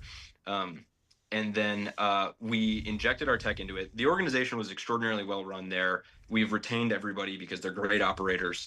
But we injected our tech, upsold that, have been getting better yields because of it, more transparent reporting to our customers. I think that we'll continue to roll up the existing market. I also think that there's a lot of novel probe and material science companies that Rainmaker's targeting as well. So anywhere where we can inject our tech or just accelerate growth by deploying stuff faster and at a better margin is part of the plan. How much pushback did you get initially around people that were like, I love the idea of what you're doing, but I don't see, but like I'm trying to find comps in the market and I can't find any. Is this a market? And I'm assuming your answer was like, well, the tech didn't exist and we're actually creating the market. But what was your, was that your, kind of primary answer there? It seems kind of obvious in hindsight that there could be a technological sort of barrier between the demand for something like cloud seeding and the ability to actually deliver on it. Yeah, absolutely got pushback on that. Like a lot of what we had to say was like, well, this is actually deep tech and frontier tech. Sorry, there's no comp. Like, do you want to participate in something net new or not? And so our investors were really solid about that. But the thing that I did say, which has pros and cons looking back, is, SpaceX is like a launch services provider for now. We're a cloud seeding services provider. Rather than get stuff to orbit as a function of our service, we build all of the hardware, we operate all of the hardware, and then get precipitation down on the ground. I think over time we'll probably trend more towards an exorbitantly high margin utility, just because cloud seeding water is the cheapest water that you can produce. But also we'll start buying up land too, and then look very strange, maybe more like Monsanto or a hedge fund. Alcatraz is in the news. What's the coolest thing we could possibly do with Alcatraz? What's your pick for the next move with Alcatraz? I think to catalyze more conspiracy theories, putting heat on us, we should put a huge EMF array like HARP there to flood the San Francisco Bay. What would that do? We don't know. We don't know yet. We're gonna find out. Maybe last question, but like, what's the revenue mix look like right now? Because I only know last investor update I saw from Rainmaker, I was pretty blown away by the traction. But what, talking generally, where does the revenue come from? Is it individual, like local governments, states, countries, private industry, et cetera? Yeah. So first of all, Jordy, you'll find out soon, but we've doubled our realized revenue since our last investor update. Wow. There we go. Yeah. And so I would say about, what's the math? 85%, 86% is domestic. The rest is international. And then another about 75% of all the domestic revenue comes from state governments. So departments of natural resources, departments of agriculture. The remaining 25 is small municipal or ski resorts that need more snow. Cool. Makes sense. Yeah. Very cool. Very cool. Very cool. Anyway. And when you last question, when you talk to these end customers, are you feeling, like, I'm assuming you're feeling the product market fit where they're like, please do this, like we need this, and I'm assuming at no point were they like, oh, I don't, why would we want more precipitation? But maybe talk about how those conversations go. Someone made a really salient quote tweet of Gary Tan's post of like the GIF of the whatever bouncy ball game where like when you hit PMF, everything like runs away. Yeah, like deep tech is not like that at all. D-Tech, the demand is like so obvious from the jump. People have been desperate from the very beginning when we like didn't even have a drone to fly, saying like, hey, if you can figure this out, we would love to buy more rain and buy more snow. It was just a matter of getting to the point where we actually had an operable system, and everything changed for us in October 2024 because we picked up the entire company, moved it to a rural hamlet in Oregon to do more intensive testing, and then everything really accelerated, and we got the system ready and to a point where we could sell it, and people are desperate for more water, so that's been straightforward. Amazing. Cool. Well, great having you on. Congrats to you and the whole team on the milestone, and I can't wait for the next investor update. We'll see you soon. Godspeed, guys. Thanks. Godspeed. Up next, we have Bucky Moore moving over to Lightspeed, shaking up the industry. Huge pickup. Many people have been saying this was a maxed out contract. For sure. I texted him that as soon as he told me. We've been going back absolutely maxed out. I'm super excited to chat with him. He has been on a podcasting road show. Yep. Road show for sure. He's been making the rounds. It's great. What else do we say? Anyway, let's bring him in to the studio and talk to Bucky Moore. How you doing, Bucky? There he is. Oh man, great to be here with you both. Fantastic Welcome to have you to on the the show. Temple of Technology. Give us a little my breakdown. encore stop today, and then I promise I'm done going on podcasts. Oh yeah, you've been on quite the tour. No, honestly, roadshow. Like Roadshow 4 max. podcasts a day for the next 40 days. Yeah, you just should run keep it doing up. them all. Just wind up on like Hawk Tua. Yeah. Why is Bucky on Bill Maher today? That doesn't make any sense. You shouldn't be able to listen to a podcast in the month of May without having Bucky join at least for 5 minutes. I want to get confusing with the politics. Do Tucker, but then do Pod Save America, and no one knows where your politics align. Just talk about early stage venture, right? Yeah, but I'm particularly excited to be here today because I think you guys have been hitting on some really big ideas in this podcast just in the past couple of weeks alone. I'd love to just kind of riff on those a little bit with you because I think they're so important, and I want to encourage you guys. And so, I think what's the first one? The first one that comes to mind for me is this sort of make hotel gyms great again moment you guys are having. This is a really important discussion. It's not being had anywhere but here. There's clearly a hole in the market where someone needs to build an insurance product that allows for those folks hitting leg day on Friday to max out at above 500 pounds. Yep. Yeah. It's just not happening out there. So this is a big problem. I'm glad you're talking about it. It's a big market failure. It's the kind of thing that maybe it's not a place that venture dollars should go, but maybe a group of investors should say hey, for the good of America, there needs to be a company. I think everything's venture now. There will never be enough venture dollars. I think we need to put this firmly in the venture bucket and then do. I think it could be a fit in one of these, sort of AI turnaround funds that are being spun up by a lot of the big platforms. It's just got to happen, right? It's gone on for way too long, and all of us travel a lot, and we need to be dialed in, especially as professional yappers like VCs and podcasters. Yeah, I mean, maybe we just boycott all travel until the dumbbells get up to 100. The economy will collapse. We'll start to have a conversation at 100. Yeah. And then go from there. we'll start the negotiation at 100. Yeah, like a trade war, a real standoff between the capital allocators and the luxury hotels. This is key. So I think it's our cross to bear, and I just wanted to say I'm glad you guys are talking about it. Yeah, I feel like there's an early stage bet here. You get some AI powered. You put cameras in the gyms, and then the underwriting is based on the form of the average gym goer. And so if you just have mass monsters in there all day, they're just throwing around the 100. No one's getting injured. Take those insurance rates down. There was an infamous list. Hardware, off-the-shelf AI models. It's doable. It's doable. There's an infamous list, VCs for Kamala. Yes. What if we had VCs for dumbbells? We could throw that up today. Yep, potentially, I think we could get 100 signatures in 24 hours. And unclear how much overlap there is between those two lists, but it's a good idea. It's a big tent. It's a big tent. The mass monsters. It's a big tent. It's a big tent. Get them all in there. Why not? And look, I think before we talk shop, I also just have to make sure I really reinforce what you guys are doing here, really trying to turn LA and more broadly Southern California into the Silicon Valley of media. This is a gargantuan effort, but a very important one. And I think you have this foundation emerging over in Malibu where you have these esteemed podcasters like the Rick Rubins, the Andrew Hubermans, the Jordy Hayeses kind of settling in. So it feels like you're well on your way. The last thing I'd say on this. Go ahead. I just think it's important that we dream a little bigger than that, right? And in the sense that Southern California is the closest thing to the Amalfi Coast that we have in America. Yep. You look across to Catalina, it's our Capri. Yeah, there's no super yachts. There's It no is. super yachts. It's There's no devoid of luxury it. experience. Like, we got to fix this. And so I just You're so want to right. encourage you guys to keep going on that and keep pushing. And I think it'll lead to some really great things for what I think is all three of our hometown of Southern California.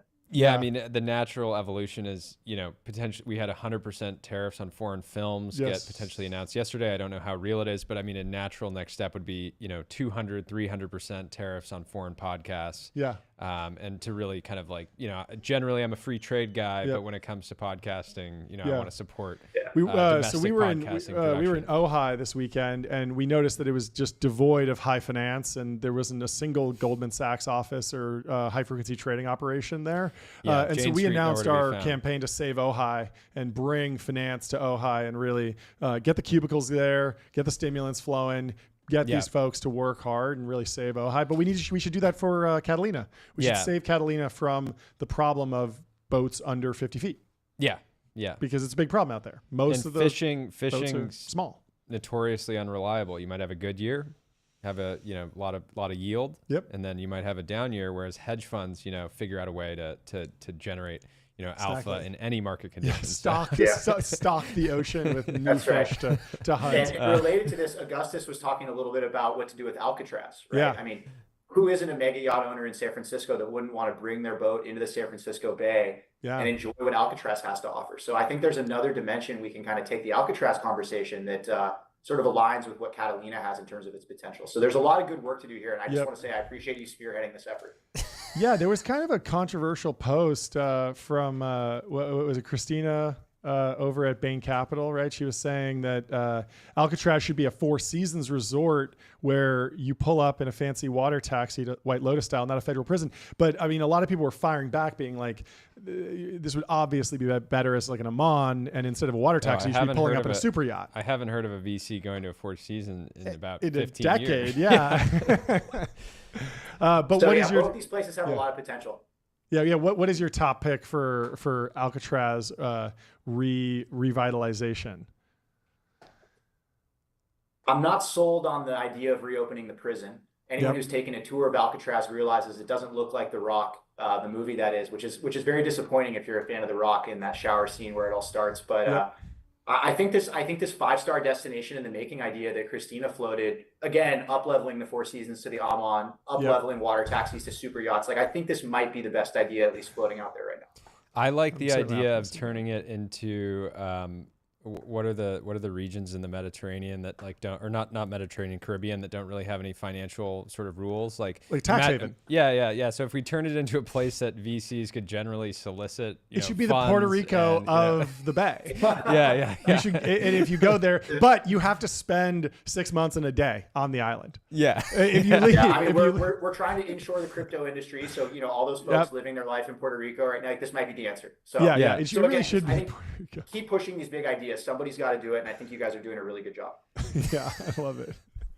Amazing. else How's is your first real day on the job? It's today, right? Yeah. Change doesn't happen often in this industry. So it's been really exciting. It kind of feels like the first day of school or something where I'm just meeting a bunch of people I've never met before, getting up to speed on how we do things here. And there's, a lot of similarities in how the firm operates relative to where I was at Kleiner Perkins, but given the global footprint and just the scale of the firm, there's a bit more process that we use to run our operations here that I'm kind of getting used to, but super excited about this opportunity. I mean, I think it's just such an incredible time to be investing right now. And given we're kind of in the midst of this super cycle, I'm just really, really excited to kind of hit the ground running here at Lightspeed and make the most of the opportunity in front of us. And it's a pretty big change in terms of like your actual focus, because I always thought of you as like the growth guy at KP, and now you're early stage. Is that right? Is that a correct characterization? So Everett would be the growth guy at KP, but I Okay. think what's unique about KP is we preside over the growth and venture funds together. Right? Sure. So every investor makes growth investments, every investor makes venture investments. And for me, my roots have always been early stage. I love, pounding the pavement, going to Stanford, figuring out who that next postdoc is that's going to start a company, figuring out who those amazing people inside of these juggernaut companies like OpenAI and Anthropic are, kind of those next great founders. And I think the tension for me has always been like, how do you put your best foot forward on early stage while also running growth stuff down? And so here, what I'm really excited about is we've got a dedicated growth team, and I can really go back to focusing on those early stage roots of where I started. And that was a big driver for me about why I was so excited about this opportunity. Is there some sort of like, how would you define the delineation between growth and early stage at Lightspeed specifically? Is it like certain round size, certain valuation, certain just like you're getting out an Excel model for the first time, so the growth guys have Excel installed and the early stage team hasn't touched it in years? Yeah, I mean, I think that's a fair depiction of it in the sense that if there's real venture risk to a company's standing in terms of like a total loss of capital is a possibility. Yep. There isn't a ton of repeatability in revenue generation or how they put product in customers' hands.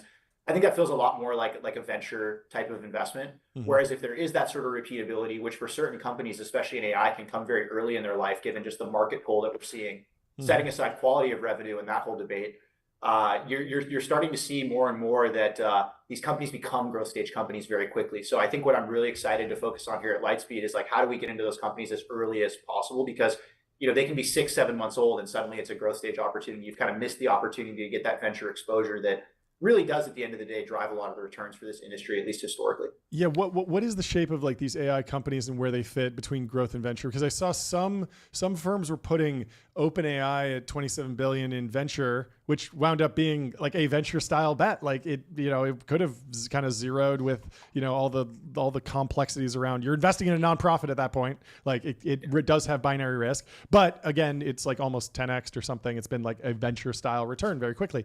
On the same time, you have a lot of these very hyped AI companies that are maybe wrappers would be the negative critique. They're generating a lot of revenue, but everyone's worried about churn and durability of that revenue. It reads like a growth stage company, but maybe it's more of a venture bet. How are you seeing the AI landscape kind of break down?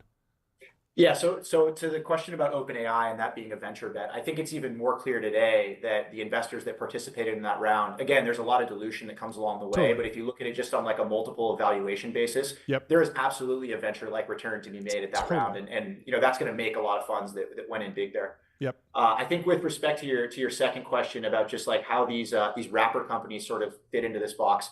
The first thing I'd say is I think it's becoming clear when you look at the mature companies that were once referred to as wrappers, like the Harveys, the Cursors of the world, they're getting a lot fatter in terms of like how much of the tech stack they own themselves and how much differentiation you can argue that they build in. So an example in Cursor's case is like they've been very public about like the people they want to hire are people that can help them train models. Why is that? Well, the cost that they have to pay to the model providers, as we all know, is non-trivial, hence this wrapper distinction being a bit pejorative in nature. Yeah, of course. And so what I think you're going to start to see happen is that these breakaway companies that were once AI wrappers, once riding on top of the existing frontier model companies, are going to get a lot fatter in that sense and start routing as much of the queries that their users have to models that they can control and own and customize for that use case. So that's like one trend that I'm seeing. But I think to your point about the quality of revenue, the capabilities that these products bring, especially those that kind of have a prosumer adoption motion, are just so alluring and magical that everybody's going to try it, right? And not everybody's going to stick around. Not everybody's going to stay with that product, and they might go to another. But from my perspective, I don't think as much about that because I just think the pull for these is so extraordinary that over time you can think of that as a bit of a marketing cost, and the quality of the revenue at steady state, especially as these products get brought into larger companies. Go from kind of credit card swipes to invoicing customers, you're going to see that these companies look a lot like traditional enterprise software businesses, but in theory, they're going to grow and compound at much, much larger scales. Yeah. How do you think about the competitive dynamics and differences between B2B sort of enterprise focused agents and consumer agents from my point of view in evaluating a lot of consumer agent businesses lately?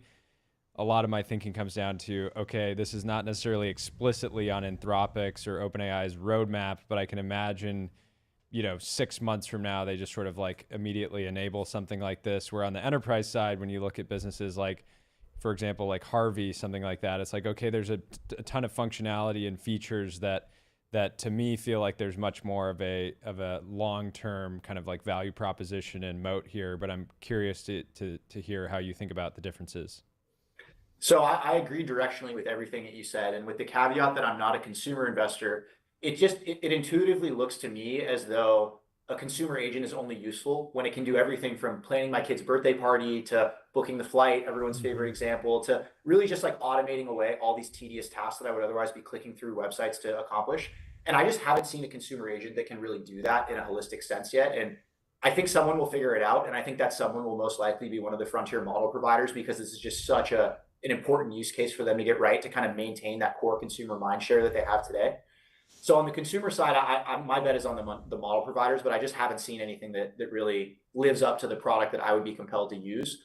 And I think like one distillation of that is like the moment you ask it to do something and it can't do it, you just get a little frustrated and it breeds distrust, and you kind of move on and go back to doing it your way. So that's sort of where I see consumer today and where I see it going. The enterprise side, on the other hand, is much, much more interesting to me because I think you can create a tremendous amount of customer value by going narrow. So you mentioned Harvey. There are companies obviously doing this in code gen and trying to abstract away parts of the software engineering process. There are some really interesting companies that are kind of going after like the people that use Datadog, for example, and helping automate the human intuition that goes into munging through all that data when your software breaks. There's obviously a ton of stuff happening kind of more on like the process automation side of the back office that like a financial institution or large enterprise would have. So I think we're already seeing those products like hit runaway trajectories. And the reason for that is because like the products work and they do a simple job really, really well. And I just think that's a lot harder to deliver on the consumer side in a way that's compelling. So my sense is the inflows that we see into like agent investing will be very heavily concentrated on the enterprise side. And I think that those companies are going to get very, very big for the obvious reason that they're starting to chip away at human labor budgets rather than tool budgets. And I'm seeing that with my own eyes today. Like I feel like I'm seeing the future every day when I meet these new companies that they just have superhuman capabilities in terms of some of these enterprise tasks they're automating. Yeah, that makes sense. What is your take on like the rapper meme? It felt like a VC psyop basically to me, in the sense that like a lot of VCs were like, hey, maybe there's some rappers out there that they might get steamrolled, but they're going to be fantastic lifestyle businesses for a few years. And then we had the windsurf rumor about, kind of a pretty fund returning result if that deal goes through. And so it feels like, is the windsurf acquisition potentially like an Instagram moment where it kind of unlocks like a new mindset around the ability to go and build businesses in AI, and it won't be totally winner take all, or like the category as a whole there will be monopolies, but not just one. There will be pockets of value all over the place. Credit to Bucky too, windsurf angel investor. Really? Very nice. Proud angel investor before it was windsurf, and I have to give credit to my former partner Lee Marie for leading that investment at Kleiner Perkins. She's amazing, and it's a really special company. Yeah. So what I'd say about the windsurf rumors, if true, to me, what it foreshadows is this notion that there will be probably more chips to fall, not just in code gen, but also just more broadly in these like core categories of agentic work that the model providers are going to want to get into. OpenAI famously said anyone who's an investor in a company called Glean is not allowed to invest in OpenAI anymore. Glean is an enterprise search product that kind of does retrieval over all of your business data and incorporates it into the model so you can gain intelligence from that. To me, that's indicative of them looking at that piece of turf as something that they want to occupy. Mm-hmm. So to the rapper psyop question, like I would completely agree, and you need to look no further than all the top funds voraciously trying to invest in as many of these companies as possible to know that that's a psyop. That said, I think the scaffolding of why these companies are very, very interesting to me is that ultimately the way you do retrieval of all this enterprise kind of first party data is what makes these products like good versus great, right? And so in a sense, if you look at Windsurf versus Cursor, Windsurf has figured out some tricks as to how to essentially pass the model better context, and in doing so generate better outputs for their users. And what that to me says is that like really the IP of these companies is going to largely be around how they do that retrieval and how they bring that data into the model at the right time and in the most efficient way. So I think, and given CodeGen is the most mature category, you're kind of getting to see how that plays out. So I think what you're going to start to see is like, the winning companies, like be it in legal or CodeGen or, any of these other categories that we've been talking about are going to be the ones that figure out the best set of retrieval steps to give the models optimal context. And then coming back to what I said earlier, I think these companies are going to look a lot fatter than the rapper name might indicate over time. And again, you're seeing this with Cursor, Windsurf. These companies are, really out there trying to take more and more of the stack on versus just being like, dependent entirely on a frontier model provider. I think it's safe to say the same about Harvey. They recently published a really interesting blog post that kind of shows the architecture of their app in terms of how it interacts with the AI models. And what you see very quickly is it's a lot more than just a wrapper around. And so I think that trend's only going to continue. And it's why I think, we at Lightspeed are very bullish on this form factor of company. And I think you're going to see a lot of activity from us there over time. From how have you personally evaluated, businesses that are looking to eat into effectively labor spend through rolling up businesses versus companies that are looking to get into that on a ground up basis? And I don't have a ton of context on Harvey's business, but from what I would guess right now, it maybe looks more like a SaaS business today, but over time it could look like more like it, it's sort of eating more of the value chain. Like what Salesforce did, where they get comped on per ticket closure as opposed to just pure seats. Yeah, results basically, or output. But I'm Yeah, curious. Go ahead. Yeah. Sorry. Yeah, just this nature of, ground up, new software businesses that are leveraging AI versus this sort of buy and build on top of strategy. Yeah, so I think this question is sort of being answered collectively by the industry, like as we speak, as in like there's a lot of chips on the table around this notion of like, hey, what if we go and buy the BPO in India and inject AI into it? Or what if we go and, buy the homeowners association administrative businesses all over the world and inject AI into those? Yeah, just an idea off the cuff I had. And then on the other end, you're seeing companies like Harvey that are saying, no, the right way to do this is kind of to deliver like AI native value in the form of a co-pilot like product. And then over time, you start to chip away at the labor spend and bring more automation to bear. The first thing I'd say is that I think one of the mistakes that a lot of investors have made looking at these companies early is seeing the product as it was like then and not imagining how fast it was going to get better. Part of that is obviously just the models getting better. And I think just like when you have like logarithmic rates of improvement, it's just really hard for the human mind to like intuit that and look forward and actually feel like confident in, okay, this is what it's going to look like a year from now. So for example, I think it's fair to say that if you met Harvey at, C or Series A and you saw the product, you'd say, hey, I don't know if there's like a lot here. It's hard for me to see how this is going to be like a daily active use for the average lawyer. But what's happened is that product has gotten so much thicker and more capable to some degree because of better models, to another degree because of the in-house engineering work they're doing around how the information is retrieved and delivered to the end user. And so that product is just a totally different beast than it was, a year or two ago. And I think you're starting to see that reflected in the growth rate and more importantly, the product engagement of these products. So that's kind of one point on that end. And then I think with these turnarounds, like I haven't spent a ton of time digging into these. I think my high level concern would be one, do the people that know how to bring the AI into these products know how to run the the BPO or the call center operation or the community association administrator? I just think these are kind of oil and water like DNAs, and it feels a little bit like Doge coming into the U.S. government and telling all these people what to do. I think there's going to be some friction like that. Of course. But on the other hand, having that existing distribution and scale is really, really powerful. So I can see how there'll be a lot of enterprise value created by these if they can kind of manage that DNA mismatch that I foresee being an issue. Yeah. So if you're asking me, I'd much rather invest in the AI native company. And the other thing I'd say is that if you're the AI native company, say competing with the company that's transforming itself around AI, what I see out there right now is that there's sort of a board and CIO level mandate to just adopt as much AI as possible. And they look at it almost as existential, as if like their business is going to perish if they don't do this right. And more immediately, they're going to get fired if they don't do this right. And I think if you can, and when I see with the best companies, like you could say this about Windsurf, you could say this about Glean and some of the other companies that I've been somewhat close to, is that if you can get mind share with the CIOs, there's this mimesis that plays out where then the next one has to buy it and the next one has to buy it. So I think really being first and being looked at more of as like a true pioneer of the space rather than like a company that's being competent about how they bring AI into their existing products is just a much, let's just say, sexier position to be in when you're going and talking to CIOs and CEOs of these really large corporations. And so that's the side of the fence that I'm more inclined to bet on as an investor. Makes a ton of sense. Let's talk about outcomes. I think in 2021, 2022, or especially early 2022, everyone was writing to lots of $10 billion outcomes. That was like maybe the general sentiment. You shared recently that you're thinking about $1 trillion outcomes now.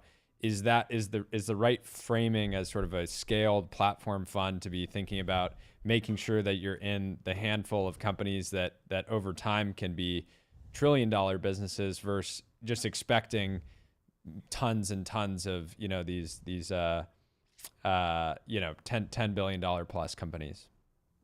Yeah, so just to reiterate my position there that you mentioned, like what I see happening right now is that there are companies that seem to be scaling into market opportunities at a rate and scale that we just really haven't seen before. They can actually convince me that there will be companies that cross $1 trillion valuations in the private markets. Like, of course, many companies have done this. Well, I shouldn't say many, but some of the great household name companies have done this as public companies, and a lot of the value has been created there.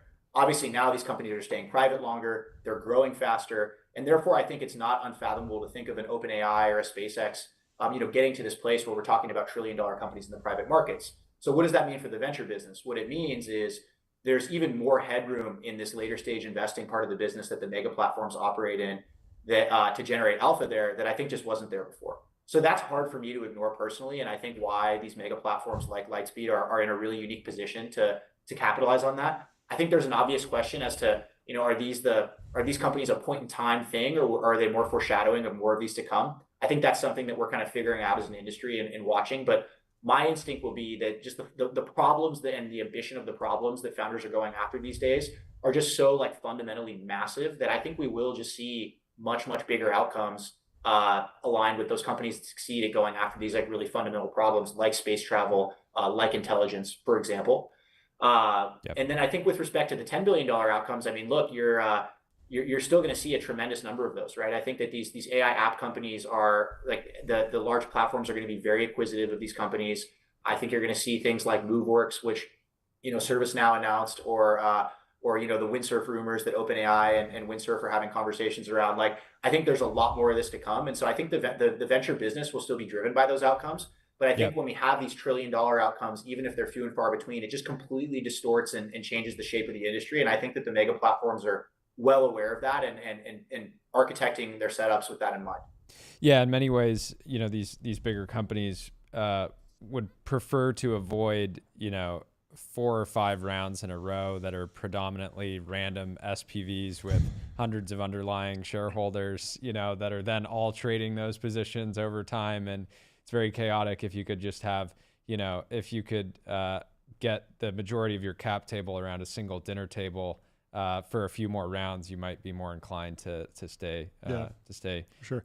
Last question. Any lessons from Warren Buffett? He's transitioning out of Berkshire Hathaway. Obviously a very different style investing from early stage venture, but at the same time, if Lightspeed keeps scaling AUM, who knows? Anything's possible. Yeah, so I guess the thing, whenever I think about Warren Buffett, and I think technically Charlie Munger said this, but I sort of think of them as one and the same for all the lessons that they share. The one that I always come back to is this notion of the too hard pile, right? And so what the too hard pile refers to is when they see a business that someone is trying to pitch them on being a really compelling investment. If it doesn't necessarily fit in the box of like their circle of competence and their ability to underwrite that business like with an unfair advantage, it goes in the too hard pile, even if it ends up being a great investment. And look, I think venture is all about exceptions, but at the same time, I think knowing your strengths in terms of how, like the type of people that you can read and work with, the types of markets that you can understand, the type of companies that you can start to really like dream with and kind of look out forward and have a sense and intuition of what they can be. There's this notion of a too hard pile in venture there, where I think sometimes the mistake that venture investors will make is they'll run after things that they don't actually understand, either at the personal level or the market level. And what I think I've really learned in the 11 or so years I've been doing this is like there is a notion of a too hard pile in venture, and just like sticking to your strengths and really being open-minded, but at the same time, like understanding your core strengths that you can anchor on as a picker. And so that would be my answer. That's great. Great answer. Well, thanks so much for stopping by. Congratulations on the new job. Come back on again soon. We love personalities here. We really appreciate you hopping Massive on. Day. We'll talk to you soon. Thank you for having me. Bye. Cheers. And next up, we have Catherine Boyle from Andreessen Horowitz, the pioneer of American dynamism. One of the top coinages of the last few years. Yeah, for sure. And more relevant than ever. In some ways, mission accomplished. I mean, last week in DC, it was American dynamism on display, right? That's right. Everyone is a believer, and the question is, where do we go from here? And that's what I'm excited to dig in with her today. Catherine, welcome to the stream. How are you doing? Thanks for having me. It's about time. I'm so happy to be here. Huge to have you. Long-time listener, first-time caller.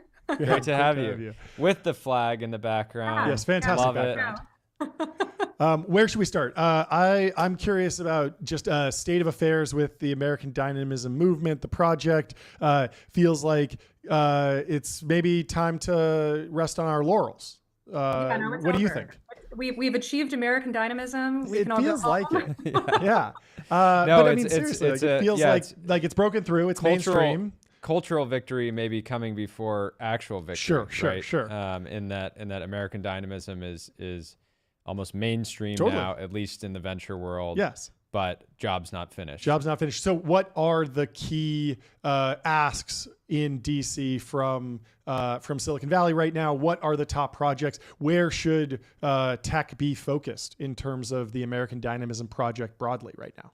Totally. So it's nowhere near finished. I mean, this is like 3 or 4 years into a 30-year project, which is always good when you have those sorts of aims. And I'd say it's even longer than that. When you think of Defense 1.0, it started around 2015, 2016. It sort of has become this very large movement.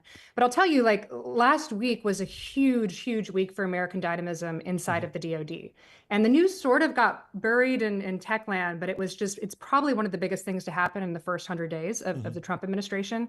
The Army announced what they're calling their Army Transformation Initiative. It was with Secretary Driscoll, General George. They actually went on Fox and Friends, which was like a huge deal that they actually went public with it. And they said, it's been way too long.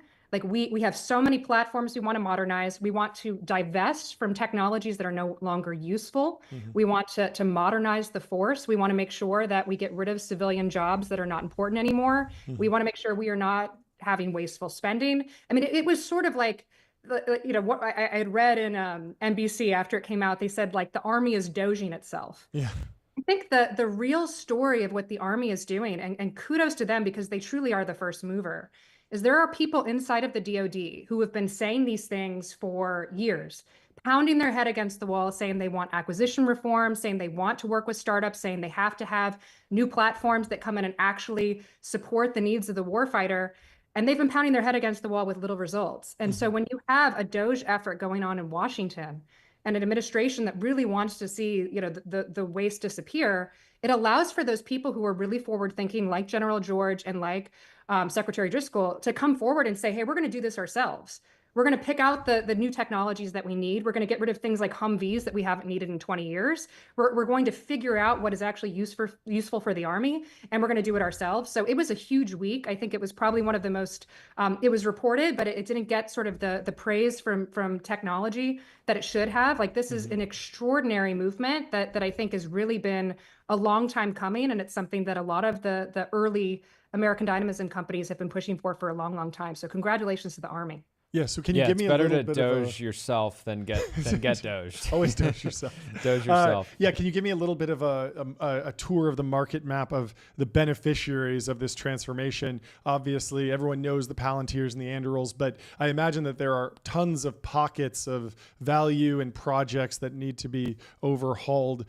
Is it mostly drones, weapon systems, vehicles first, or are there other areas that companies that you talk to are focused on in this transformation process? Totally. So I mean, in the early days, that's what's been called out. So it's it's early UAVs that were developed 20 years ago. They're not relevant post-Ukraine war. I mean, it's actually sort of I don't want to say comical because it's not funny. But when you think about the fact that the Humvee was developed in 1980, it went into production in 1985, and that the Army said in 2004, this actually isn't useful for us anymore because there's this new type of warfare called IEDs, and we're not going to use it. And these are still in production in 2025.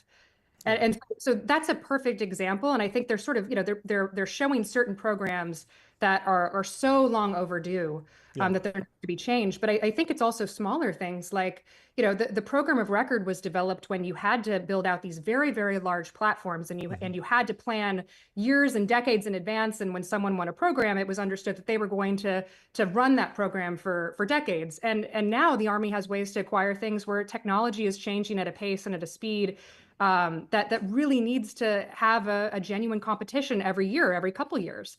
And so that really benefits all startups, that benefits all, incoming emerging technologies that are going to serve sort of the fight of the future.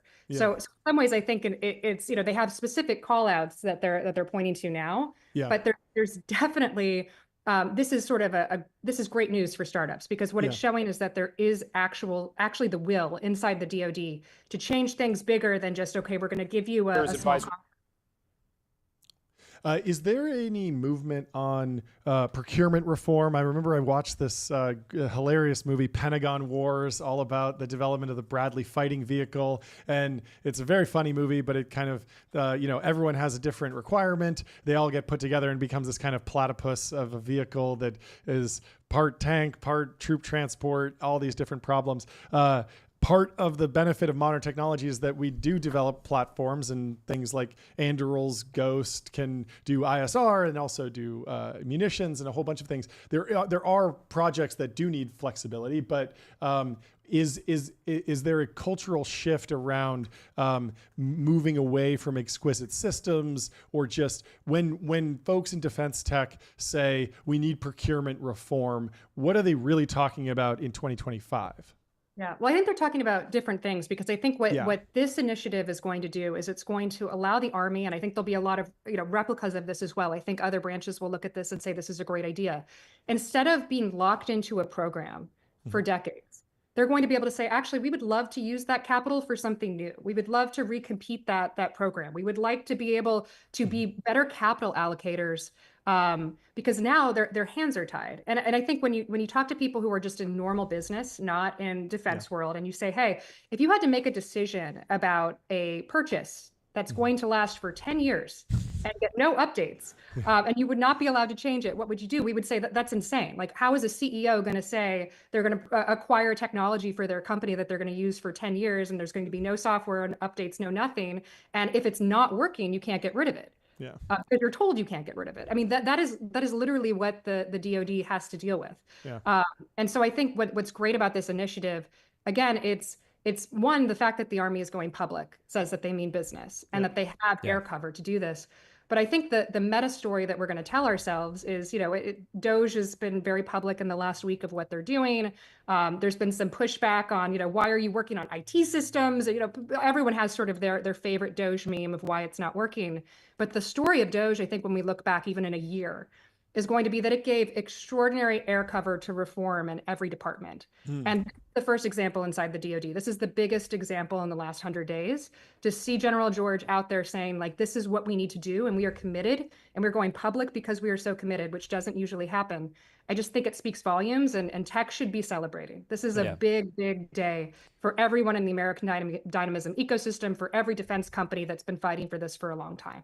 Yeah, and for all of this to actually achieve those sort of 30-year goals or execute against that 30-year plan, things need to be bipartisan. People need to realize we want efficiency and innovation across every branch. I'm curious on the investing side. I'm sure you have this painful experience all the time where you meet companies that probably are going to be great businesses, are good for America, but maybe aren't a fit for venture. What's your sort of updated thinking on understanding if something can be a great, important business versus something that can truly be, a generational outcome? Yeah, well, one of the biggest mistakes I see investors make is trying to predict TAM. So early days of Anduril, a lot of people, didn't want to look at Anduril because of ethical reasons or because they were worried about being involved in defense. But there was another meme that was going around, which is almost comical now, which is, well, it's kind of a small TAM, right? Like a border security company, oh, they're selling to DHS, Department of Homeland Security, doesn't really have that big of a, but like these were real things that people said that are hilarious now. You guys can imagine. So it's I think it is very difficult to predict a growing markets eventually what some of these incredibly important technologies are going to be worth. But I agree with you. There are some examples of companies that might not be standalone businesses, but will ultimately, Enduril's done a very good job of acquiring businesses that aren't going to be these venture outcomes, but work very well within their platform. But I think in some ways, there's always surprises with companies that were initially passed on or people were very skeptical of their TAM in the early days. And then you look back and you see just how much they've grown or how much the product has shifted or how important the platform actually is. Yeah. How have you been kind of reacting to, ignoring the politics of it all, but reacting to, the trade war in many ways, like when you have these like big geopolitical, events playing out, that doesn't necessarily mean start to make a lot of venture investments, because venture investments take a long time to play out and it's very hard to predict the future. Are you seeing new opportunities related, to the events of the last month? Or are you still just, continuing? Like I imagine when you guys invested in Hadrian, you weren't like betting on a trade war in Yeah. 2 years or something like that, right? But how do you think about timelines, and is American Dynamo and is the benefit of sort of thinking in that 30-year timeline that you're kind of able to broadly, ignore or not place too much focus on the headlines of today and just think about what America needs in the long run? Yeah, no, I mean, I would say my bias as a very early stage investor is to not think about the immediate timeframes. These are very long cycles. You can sort of see trend lines, but it's hard to know what actual events are going to happen, obviously. So I think even when we made the investment in Hadrian, as you called out, there was a movement towards reindustrialization and towards investing in manufacturing that was early and nascent. But if you were hearing the signs or spending a lot of time in DC, or even, both sides were very focused in Washington on how do we think about, investing in America, reindustrialization, how do we bring back manufacturing? So it didn't feel like it was, it felt like it was a message that was being heard then. It's just, of course, been accelerated. And I think truly, if you think about kind of the next 10, 20 years, reindustrialization is going to be a very important theme. So it can feel like everything is hot right now, or feel like we're in the middle of something. But ultimately, I think we're, again, in this like very, very early, 3 or 4 years into a 30-year journey of this sort of, it took decades for globalization to really hit its peak. And now we're sort of seeing the pendulum swing again. And so you're going to see a lot of companies that are built in the next few years that become generational companies. Yeah. How do you think about the kind of broader market map of American dynamism? Obviously, Anduril is like just a great case study in the American dynamism thesis, but at the same time, as you go through the American Dynamism website, you can go back to like the moon landing and the development of the iPhone as like examples. At the same time, there's this question about like the Anduril of X is Anduril potentially, but then that doesn't always come true if you're talking about something that's truly outside of their purview in consumer or in flock safety or Hadrian. These companies are not competitive but maybe fit in the thesis. How are you seeing the investing landscape of American dynamism kind of evolve as more people come into the category, but then think outside the box and address different issues? I mean, I've seen even like some education stuff kind of fit the broader thesis. So how has that evolved over the last couple of years? Yeah, we define it as companies that are actively supporting the national interest. Sure. So it is a very simple definition, and founders have different interpretations of what it means. But there's common themes, and actually this goes into why we decided to have a separate fund, why we decided to build out the platform, is because these companies need something entirely different than a true enterprise or a true consumer company. Yep. And when we looked back at our early portfolio of Shield AI, Anduril, these Astranis, these companies that were sort of what I would call space and defense 1.0, yep. we'd sort of like put them in the enterprise category as though they're like no different than a company that's selling business software to the Fortune 500, right? It doesn't make any sense. They have totally different needs. Yeah. Anduril's famously said that they had a lobbyist on staff on week one. Yep. There's things that companies need that our view is that we could build a platform to help support these companies, namely in Washington, understanding who their buyers are on the BD side, which is a very difficult kind of role to hire for inside of early stage startups. But then also understanding kind of the Washington game, which is very important for companies to understand if they're going to be selling directly to the federal government. Now, you mentioned education, and there's a lot of companies in our portfolio too that are selling to state and local. And that is a totally different sales motion. That is something where a company like Flock Safety has sort of rewritten the rules of how you sell directly to a police force, or how you even follow what I would call kind of like a second city strategy of not going to the biggest cities, but going to these smaller municipalities and getting a lot of, almost circling a big city with the suburbs around it and kind of getting a lot of momentum from the citizens. But all these companies have very similar needs and sort of things that they have to think about early rather than later. And we've now seen enough of sort of the early success stories in public safety and aerospace, defense, like sort of these sort of generational companies that came up in the last several years, that the boom that's happening in these categories, many of them want to replicate those playbooks and have, I think, with a lot of success. Yeah, can you talk a little bit about almost like lobbying as value add for venture capital? I remember I was running an Andreessen-backed company a decade ago, and I met the CEO of McDonald's through Andreessen at some happy hour, and there were trainings on B2B sales and PR and all this stuff, but there was no concept of regulatory or lobbying. But I imagine that's a piece of it, but it's at the same time, you need to eventually staff your own government affairs team. How are you working with early stage founders to get them up and running in Washington? Yeah, well, I mean, I would say a lot of the founders that we backed are very, I would say, sophisticated in their knowledge of who they need to be meeting with, or the types of company, or the types of people they should be meeting with in the DoD. But the thing that I think we're actually, I would say, even more successful in doing that's really important is making all that knowledge public. You know, we make our playbooks public. You know, my partner Layla, who runs our go-to-market in DC, she wrote this incredible glossary of things you need to know if you're even going to approach a venture capital firm about a defense tech company. Like, these are the acronyms. These are all the acronyms you could possibly hear in a conversation with the DoD. And it's things like that where we do want to make that public, and we want to help educate the ecosystem. And I can tell you, like, 5 or 6 years ago, the number of venture capitalists who understood the difference between contracting, the different types of contracting vehicles, that understood the names of different, people on the appropriations committee. I mean, these things that are now sort of, I'd say, taken for granted, were not well known. And so I think that's a huge part of it too, is really helping the ecosystem get up to speed, helping companies sort of speed run that early stage process of, like, you can ask any dumb question and we're going to help you with it.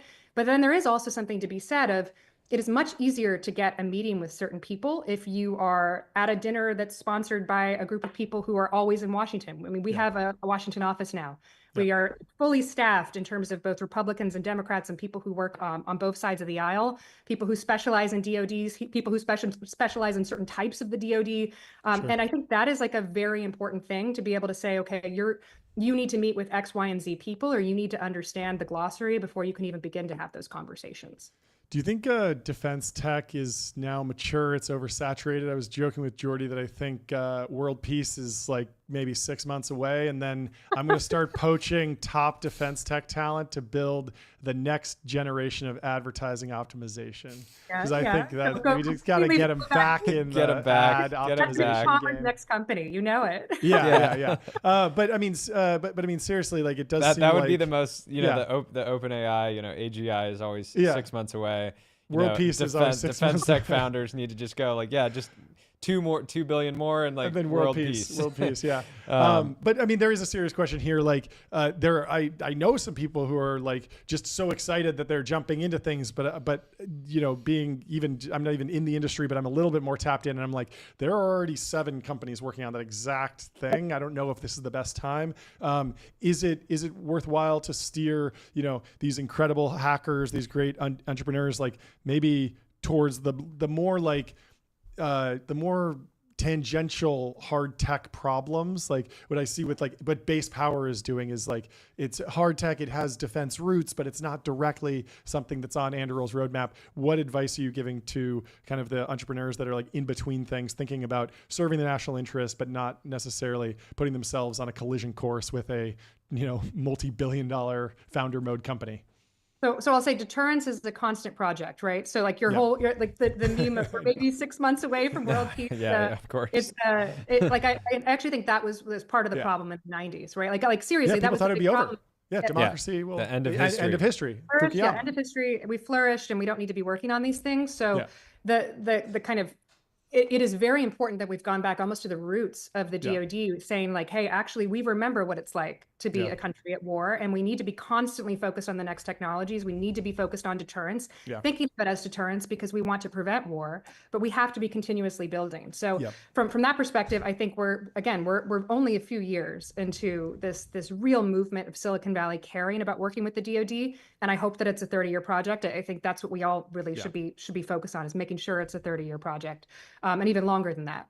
But to your point, what I think is so interesting about companies that are founded out of Anduril or out of SpaceX, we've done an analysis where we looked at all of the founders who've left SpaceX, since, in the last, say, 10 years. Yeah. And there's hundreds of companies that have been formed in just wildly different sectors, whether it's, Radiant Nuclear working on nuclear energy, Castellian, which is in our portfolio, and they're building hypersonic weapons. I mean, some of the best founders are trained. I always say they go to the school of Elon Musk, they learn manufacturing, they learn production, and then they want to take that to something that, is pretty low hanging fruit. Like they want to make sure that they're competing against the incumbents of yesterday who have not modernized their production, who've not modernized a lot of the technology that they're working on. And so, I think you see that with a lot of the, yes, there are some extremely crowded fields, but then there are also areas of defense that are really just boring and completely untouched. And you're seeing founders realize that too, that it's not something that's, interesting to any of the existing companies, and it's a low-hanging, it's low-hanging fruit. It'd be interesting to work on that. Or they're interested in being a tier 1 supplier. We have a number of companies that are really focused on the supply chain aspect of defense, and they're partners to Anduril, and they're partners to SpaceX and other companies in the ecosystem. So you really are seeing founders like understand that question in a very sophisticated way and saying, okay, we're going to go after the parts of the supply chain or the things that the DoD needs that no one is focusing on. And that's been exciting to see too. Can you talk about M&A in defense tech broadly? Anduril's done this very well. Saronic announced a deal last week acquiring Gulfcraft. That feels super significant. I'm curious, how you advise founders kind of broadly when thinking about that. We actually had Augustus on from Rainmaker earlier, who had acquired a company in his space. But when's the right time to be thinking about that as somebody in defense tech, and what kind of opportunities do you think make the most sense? Totally. Well, I think both Anduril and Saronic, they have incredibly unique stories in terms of where they're operating and sort of what they need to do in order to grow and scale, and they've done it at a speed that is just incredible, right? Like they have very sophisticated teams that know a lot about acquisition. I'd say for earlier stage companies, like we're seeing more companies that are potentially interested in doing that. It can speed up innovation. It can speed up being able to work with certain customers. That's for sure. If you're acquiring a certain capability so that you can sell to a major prime, that's something we've seen more of too, which is interesting and exciting. Like I don't think we were seeing that several years ago, and now we're certainly seeing companies experiment with that. But when you said actually M&A, I actually thought you were going towards something that I think is actually more likely to happen in the future that hasn't happened in a long time. When you look at these existing prime companies, the big five, say, they've really only acquired companies that have not raised any venture dollars, right? Like they don't acquire companies that are kind of seen as these bleeding edge companies to shore up their capabilities. And my instinct, we're talking about Army Transformation Initiative, we're talking about a government that's becoming far more sophisticated and a DoD that's becoming far more competitive, right? It hasn't been competitive for decades, and now you're seeing all of these startups come in.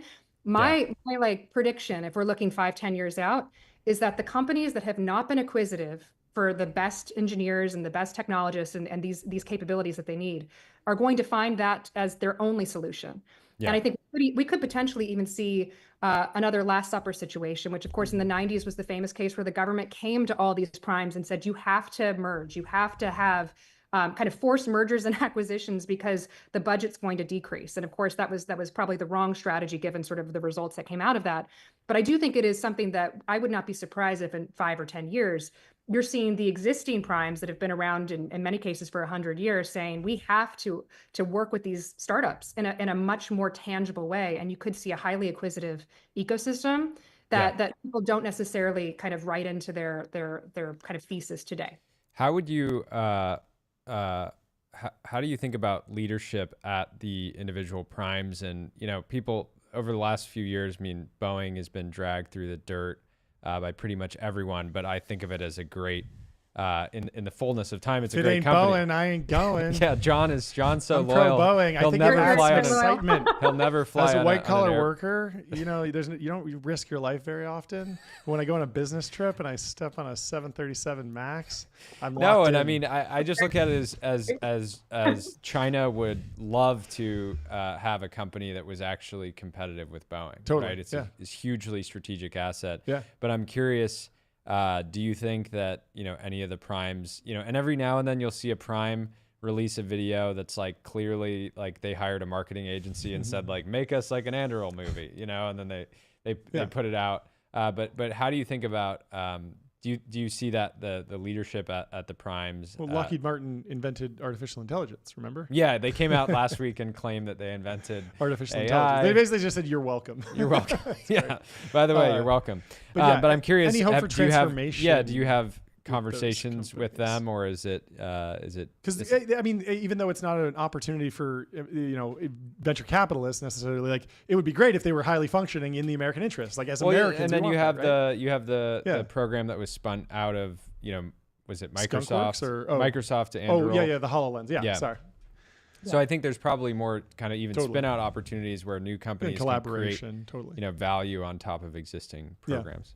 Yeah, I think Palmer and actually Brian Schimpf has done an incredible podcast on this where he talks about sort of what happened at these primes and why things sort of went by the wayside. And it's partially because they really stopped focusing on research and development. Yeah. They didn't really need to. There was no real competition, and they kind of recognized that they would always get paid by the government to do new things. Again, like it's sort of this confluence of factors that led us to be, really complacent. And I went back actually last night and was reading the first few pages of The Kill Chain by Christian Brose, which again, it's reading it. It was written, I believe, in 2019. Yeah. Things have changed so dramatically in terms of the conversation, but it's like going back in a time warp and saying, wow, like in 2019, people really didn't care that Boeing was collapsing or that there were these private or these public companies that were doing no research and development because it didn't matter, right? That was pre-war in Ukraine. It was sort of, in some ways it was security theater, right? Like we don't actually have to remain secure. We just have to pretend we're secure. And so I think there is this new sort of wake-up call where a lot of these companies are going to say, one, if we can't recruit the engineers and do the research and development in-house, we're going to have to acquire it. So again, that's why I think you're going to see a lot more acquisitions over the next several years, because I think a lot of these companies are really going to have to change. But two, like these initiatives inside the DoD that are now getting real steam, that is going to force incredible competition that has not existed. Even in the last 10 years when we've all been investing in American dynamism. So I'm actually much more like hopeful and excited about where I think the world is going, because I genuinely believe that a lot of these players have sort of woken up and are looking for solutions because now they know they have to. Yeah. I was a while ago, I was talking to Trey about just the lack of the deeper supply chain, specifically in drone motors. Like there are no small drone motor manufacturers in the United States. They're almost all made in China. And that feels like, there's almost a startup idea there, but I don't know if it's a venture idea. There's actually a drone motor company in Washington. They outsourced some of their supply chain recently. That feels like almost like we need an American dynamism private equity fund to just turn those companies around. They're not going to be these power law $100 billion companies, but they might produce 20% returns more reliably. And there's maybe no venture style zero, loss of capital risk. Do you think we need a American dynamism for private equity? Is that something Andreessen would do at some point? I mean, you're kind of in every asset class now, so anything's possible. But is there a flip side to the venture model within investing in the national interest? Well, I certainly think we've invested in some companies that are focused on component parts. Sure. We're invested in AMCA. I know that Jay was on recently. So like there are more and more companies that are figuring out ways to do this. And again, those are the examples of companies that are much more focused on how do we acquire companies? How do we make it, make them, I would say, tech forward, but also think about like how quickly we can get into the supply chain and some of these larger primes. Mm-hmm. But I think you're seeing a lot of innovation around the edges on this, and you're probably going to see more and more founders who recognize that if that's where the real problem is, they're going to build there, and they're going to build in the best way that suits them. So yeah, it does seem like there's almost like a way to turn something like MP Materials we were talking about. Like you wouldn't think like, oh yeah, venture is suitable for like mining at all, but like now there's a couple mining companies that are figuring out how to inject enough technology to make it potentially a venture scale opportunity, which is interesting. Do you have anything else? I have a couple more. I gotta totally switching gears, but you had a post recently that I liked. It was, I'm committed to doing whatever the opposite of gentle parenting is.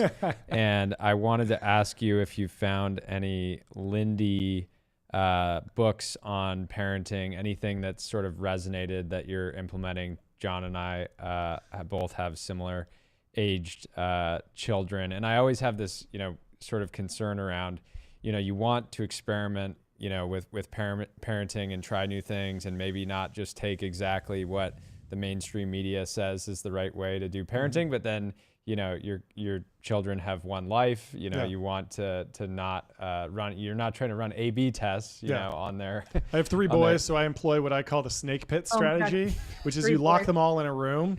And then it's just a snake pit, and they just like wrestle, and if there's damage, they'll heal, and that's fine.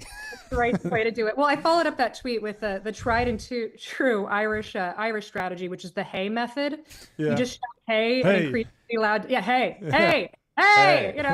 It works. Like there's something about this word hey, where your sons actually turn around and listen to you. But sadly, there aren't like any books, like old timey books that I found that actually teach, I would say, the best way to train children or to child rear. But it's interesting. I always think that grandmothers kind of know best.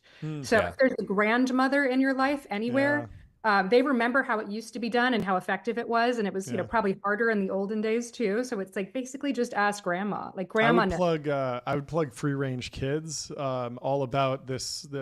Our society has moved towards like don't let the kids just run around in the neighborhood. They could get kidnapped. There's so many bad things that could happen. There's been a lot of fear mongering from the media, and so that's kind of led to kids turning inside, becoming inside kids, staying on the iPads or whatever. But there's this movement in the Free Range Kids to just be like, yeah, actually, like you're 6, you can ride a bike, like ride your bike to the park, like, and that will enforce the society to maintain safety. I need to find the Ray Pete of parenting. Yeah, that's totally. The next alpha. But yeah, my problem with the grandma method is that my mother and mother-in-law just want to let the kids do exactly what they want to do. You want 2 cookies? Great. You want 3 cookies? Right. So maybe they're right. Maybe that is Lindy. Who knows? Maybe it is Lindy. I'm the great grandmother, right? Like the one who remembers how tough it was. Yeah, that's right. I want to get your reaction to Warren Buffett. Obviously, he stepped down or announced his transition at Berkshire Hathaway this weekend. What do you take away from Buffett's legacy as an investor? It's obviously a very different type of investing, but there's so many interesting lessons there, from company building to investing to everything else. What was your reaction?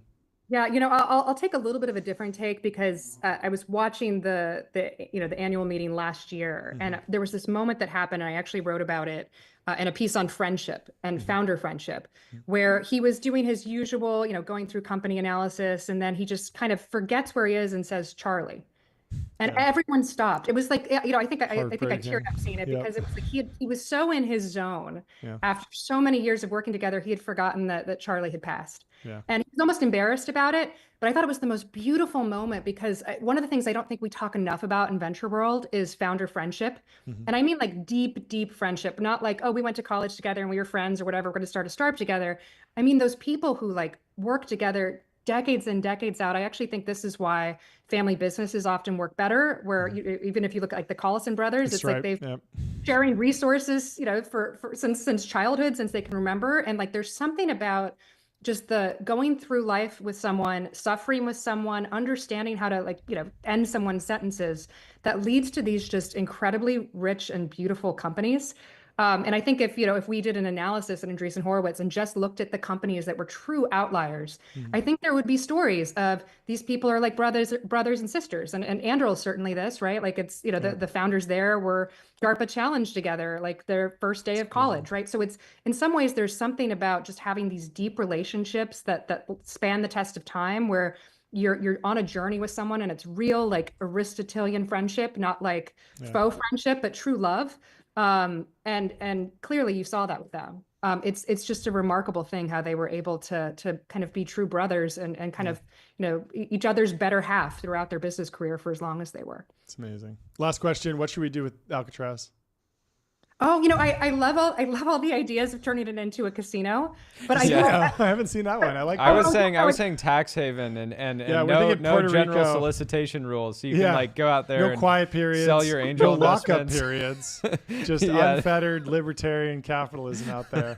That sounds good. But there is something about bringing it back in its original form. It's like there is something about these buildings that the president likes to restore into their former glory. And so if Alcatraz is the case, like to keep the historical details accurate, sure, you can kind of see where it's coming from. He's definitely a historicist in that regard. Okay. Well, thank you so much for joining us. This was Yeah, fantastic. this was great. Come We'll back have to on have you again back soon. Thanks for having me. Have a good one. We'll Talk talk to you soon. Bye. Cheers. That was fantastic. I hadn't heard the casino idea. She's clearly on a different part of X than I am. Yeah, Have you heard no, the I casino? saw. I think I saw a little bit of that. Turn But into casino? I was thinking if you made it a It has, tax like, haven, then you riverboat- could just put casinos True, on true, it. true. Yeah. Yeah, It should be Alcatraz, completely the home of lawless. riverboat gambling. It needs to be either more lawful and become a prison or more lawless and become a gambling haven. It does have like that riverboat vibe of like, being in the bayou, hanging out on the riverboat gambling. It's kind of like international waters. Yeah. Anything goes. Anyway, our next guest is here. Welcome to the stream. How are you doing? Do we have you? Hey, There he how you is. doing? How are What's you going guys? on? Good to see We're you. doing great. Welcome Would to the you show. would you mind kicking it off with a little introduction for yourself? Yeah, for sure. Hey everyone. Aditya Agarwal here. I'm the managing partner here at South Park Commons. Mhm. I've been in the tech industry for about 20 years now. Kind of started off by meeting a very young 19-year-old Mark Zuckerberg in like early 2005 when I just moved out here. Facebook was still working out of the famous house. And so kind of meeting a 19-year-old Zuck at that point was pretty obvious. The dude was special. Yeah. How and old then were kind you? of that How old were you at that time? I was 22. Wow. Okay, so you were amazing. like 3 years younger than me, but generational founder. I should probably join the company. That's great. It's funny. It's like I kind of joke that I love working for founders younger than myself because I went for working for Zuck too. I then did my own company after Facebook, which then got acquired by Dropbox. I was Dropbox's first acquisition. And then I was the CTO there working for a young Drew Houston and a young Arash Verdoshi. Wait, so did you recruit Guido Van Rossum personally? I did. That's I incredible. personally recruited GVR Let's to come go. join Dropbox. Creator of Python. Wow. Absolute yeah. legend. And it's interesting, right? BDFL, Because the benevolent dictator for life of Python. Probably the most important BDFL. programming language in modern history. Yeah, it's interesting you say that because, Python, at that point, Dropbox was probably the most used, I would say, consumer app, maybe actually the most used kind of app in general, written mostly in Python. Because a bunch of our backend and front end was actually kind of like code gen using Python. Yeah. And Guido's a legend. I mean, like, I think that the way he has crafted Python, both by himself, then at Google, then under kind of the Dropbox auspices, was just legendary. And it's kind of amazing. It's kind of becoming the programming language of choice for AI as well, right? Kind of like most of the AI programming is actually done all in Python, which is pretty crazy. Wild. Yeah. He's one of the best to ever do it. Let's talk about the news because it was hitting the timeline. I think it was Friday. New Fund 3. Maybe talk about the genesis of the fund and the series of funds to get where you guys are today. For sure. Happy to tell you about SPC Fund 3, that's South Park Commons Fund 3. But maybe instead of kind of telling you about the fund sequence, let's talk about why SPC exists, right? SPC was started in 2016 with the simple premise that if you are a talented technologist, do not waste your life kind of tackling small ideas, right? I'd say that there are two big mythologies that we've been trying to bust, if you will. So the first big mythology is that, we all have this mental model of kind of like founders essentially getting a stroke of inspiration, going up at the top of a mountain, and then coming back to us with kind of the promised product, right? It's framed as this like solitary hero kind of, or heroine kind of act. But our strong premise is that great companies basically come out of insanely high talent density, right? They come out of places like PayPal, which kind of show like, what greatness looks like, and then people go out and build things. They come out of like places like, obviously Facebook, then we have had a bunch of companies out of Google, Xerox Spark, obviously, and we also see this greatness kind of occurring in clusters all across us. Like we see it in like elite sports teams. We see it in elite kind of like musicians. We kind of see it in like essentially academia. So our take was that if you want to start a company, why would you want to go and kind of like ideate by yourself, right? Instead, be surrounded by super high talent density, people who challenge you, like, where interesting collisions of ideas can happen. And it's kind of a semi-competitive collaborative setting, right? You want to be surrounded by the best people who are kind of challenging and pushing on your ideas. But then you also have a little bit of like, you're looking over your shoulder being like, I want to aspire to the greatness that I see around me, right? So that's our first mythology, which is that in order to start a company, you should be surrounded by great people. And the second one, which is maybe it's almost, it's more than a pet peeve for me, which is that there's a generation of founders that argue over the last decade in Silicon Valley who basically, because of the availability, frankly, of early stage seed capital, kind of latch on to the first idea that they think of, right? Because they have some idea, somebody gives them like a seed check, and then they think that the idea is good, right? And our take is that actually, like, instead of just focusing on the first idea that you have, take some time to wander. Let your mind kind of like go lateral, figure out like it's unlikely that the first idea that you have is the best one, right? If you kind of just think about it from a probabilistic perspective. So our take at SPC is that come spend 6, 9, 12 months with us, wandering, ideating, exploring, tinkering, letting interesting ideas come about. And in some ways, everybody is so focused on scaling the mountain. We talk about hyperscaling, we talk about scaling the mountain, that nobody stops to ask, like, is this the right fucking mountain? Like, is this the best mountain that you want to go climb? Everest has like, 16 peaks over 8, sorry, the Everest range has like 16 peaks over 8,000 meters. Like, which one are you going to pick, right? Like, that's a pretty good one, right? So K2, because it's the hardest. K2 is the hardest. In the winter. Highest fatality rate by sure, for sure. Yeah. Some founders just want the pain, and so they go K2, North Face during the winter. Oh yeah. Wait, really quickly, what the name? Not South Park Capital, not South Park Ventures, South Park Commons. What does that mean? It was a name that was actually chosen by our early members, right? So our early members in circa 2016, 2017. The idea is that it is a meeting place of ideas, right? Like it's kind of formed by the Commons, obviously very famously out of London, but a place where the intellectual public can gather to kind of like, introduce ideas, kind of essentially debate ideas. Some of the folks that we were inspired by back in the day were Benjamin Franklin's Junto Club, right? We actually remain deeply inspired by that, which is it exists as a society to better each other, to kind of like towards greatness. So the idea was that SPC, I mean, sure, we have 20 people on staff here. We have a bunch of investors. I think we're awesome. But ultimately, a lot of like the value of SPC is being surrounded by great talent that can all kind of like push each other. So when you come back to the genesis of the fund, right, guys, like in the early days, there was no fund. We framed ourselves as a learning community. We framed ourselves essentially as like an exploration society, kind of the Royal Exploration Society in the 1800s in the UK, with the idea being that like being a founder is kind of being like an explorer in the early days, right? You're trying to navigate the idea maze.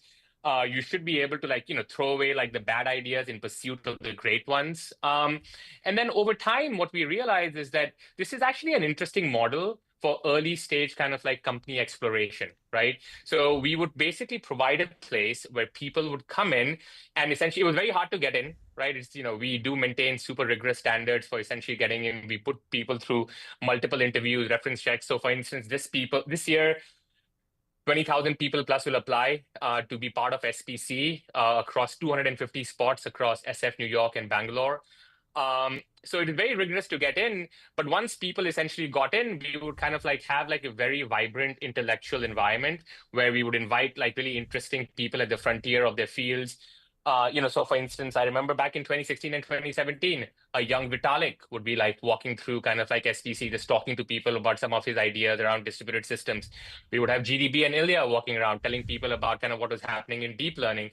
And I know that today these guys are like world famous, but back in 2016, they were still trying to pioneer something that felt a little bit heretical, right? Which is this idea that we were about to enter kind of like a Cambrian explosion of machine learning away from the deep learning winter. So, we have always welcomed the people who are kind of in some ways pushing the boundary. So it was framed as a learning society. But as people kind of came and spent time in SPC, we realized that they were actually converging on more interesting ideas for, by way of their exploration. So as they started essentially starting companies, Ruchi is one of the founders of like SPC, would basically write, angel checks and introduce them to our investor network. But over time, we decided that like, hey, why don't we start a fund to invest in SPC companies? And the fund would also, for instance, the fees coming in from the fund would be used to essentially like provide for staff and also provide for the building that we have in South Park, right? And that fund one was a $55 million fund in 2018. That fund has done phenomenally well. It's kind of going to be in the top 5% of its vintage of that year. On the backs of that, there you go. Boom, boom, boom, Little boom. sound, yeah. Is that the money bell? Okay, there we go. Yeah, The size gong. And then on the backs of that, we raised another fund in in late 2021, which was a 135 million fund. That fund is actually outpacing fund 2 is outpacing fund 1. And on the backs of that, we have just raised fund 3, which is the $275 million fund to invest across the globe, but also specifically the USA and India. And the model's scaling well, I'm curious. Pleased. So I want to get into potentially some of the learnings, the broader learnings for companies. You talked a little bit about this sort of the unicorn factory. Companies come, they get $2 to $5 million. They announce their fundraise, maybe they launch, and that's sort of like this, then they're on this sort of treadmill, right? And it just speeds up and speeds up, and hopefully you don't get thrown off of it. At some point, you can keep the pace up. But one of the things I've been talking about recently on the show is kind of how that timeline can actually end up hurting your business if you pick an idea. You have a super high profile launch, and then everybody knows you as this company that does this one thing, but maybe in that process you discover a totally different idea, or it makes sense to pivot. And I'm curious, seeing so many of these companies go from 0 to 1, and then I'm sure ultimately oftentimes, pivot into other areas. What is the core advice that you're giving to founders that are joining at the earliest stages, SPC, maybe pre-idea, or maybe they only have ideas of an idea, to help them avoid that? We saw, we had the founder of Cluely on a couple weeks ago, and he's had, 2, maybe 3, 4, 5 super viral moments around what he's doing.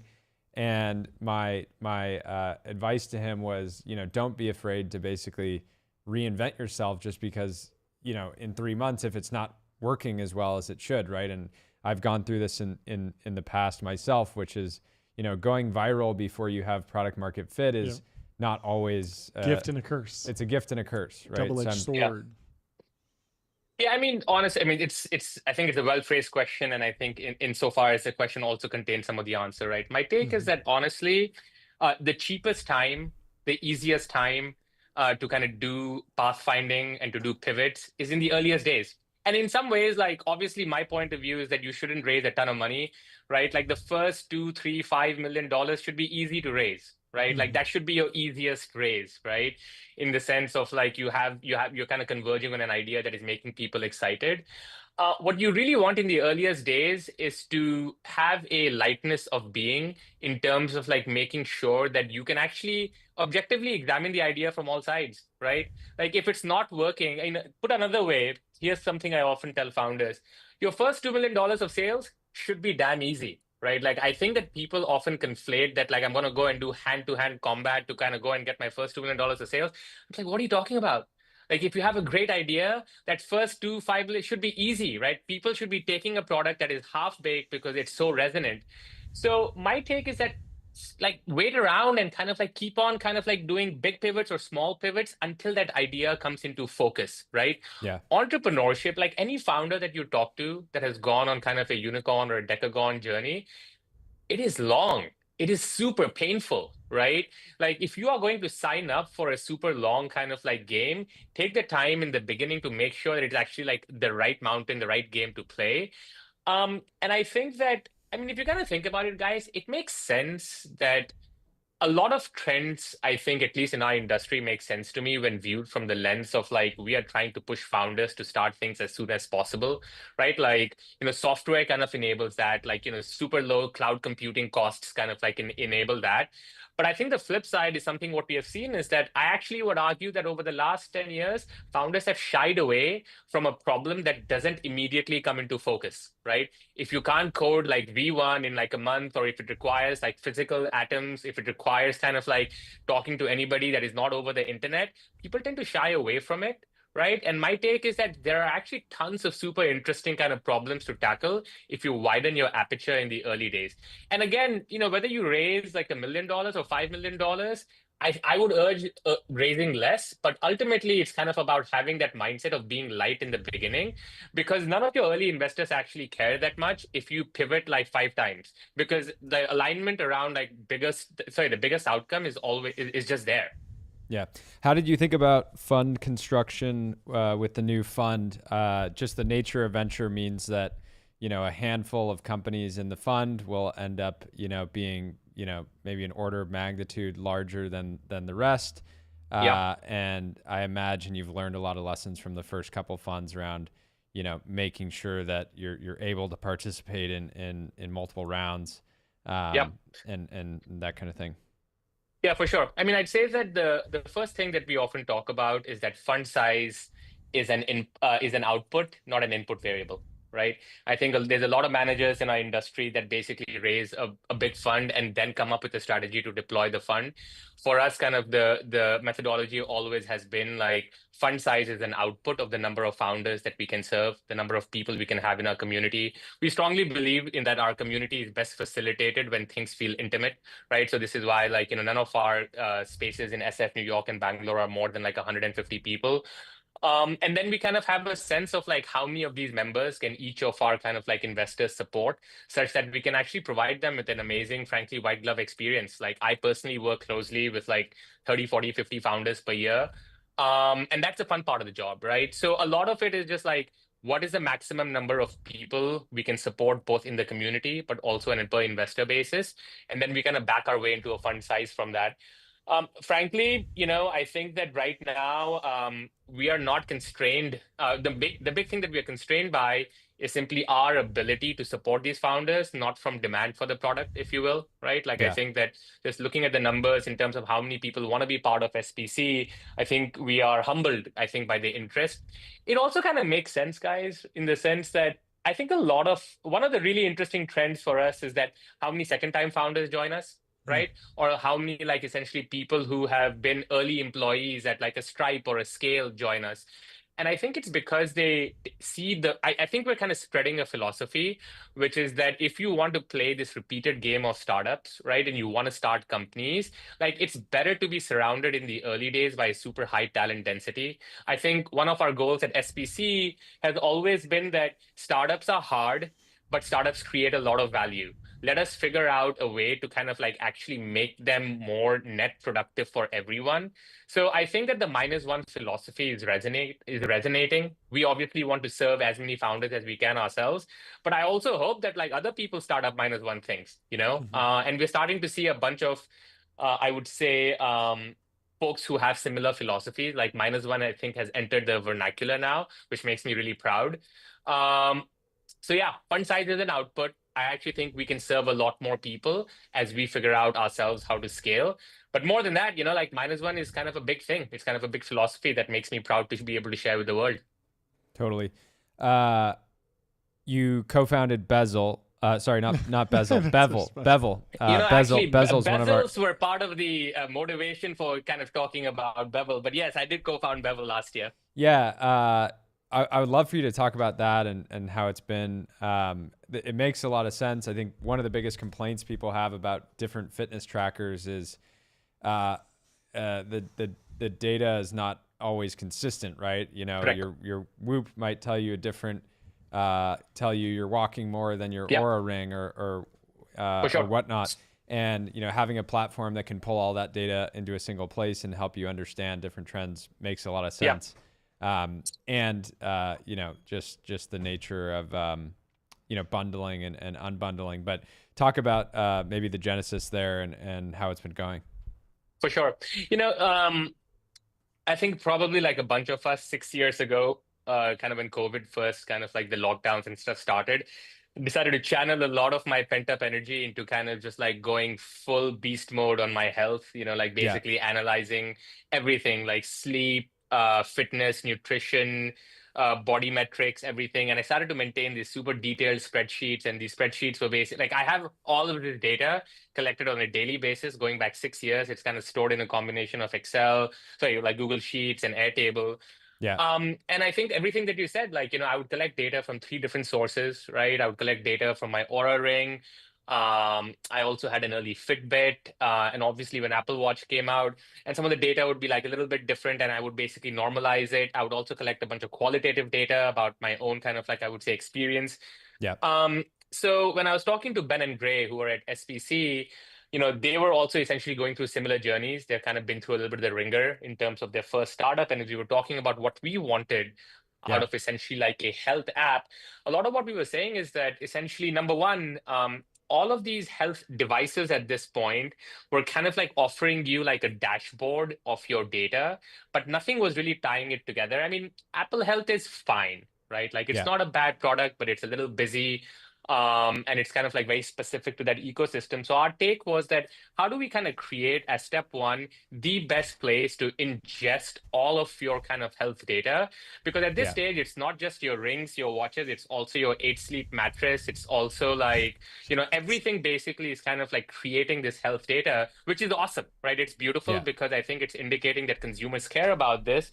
So our take was step one, how do we get all of this into a one place that essentially, is that a 8 Sleep? There we go. Amazing. Yeah, that's a great product, right? Like 8 Sleep.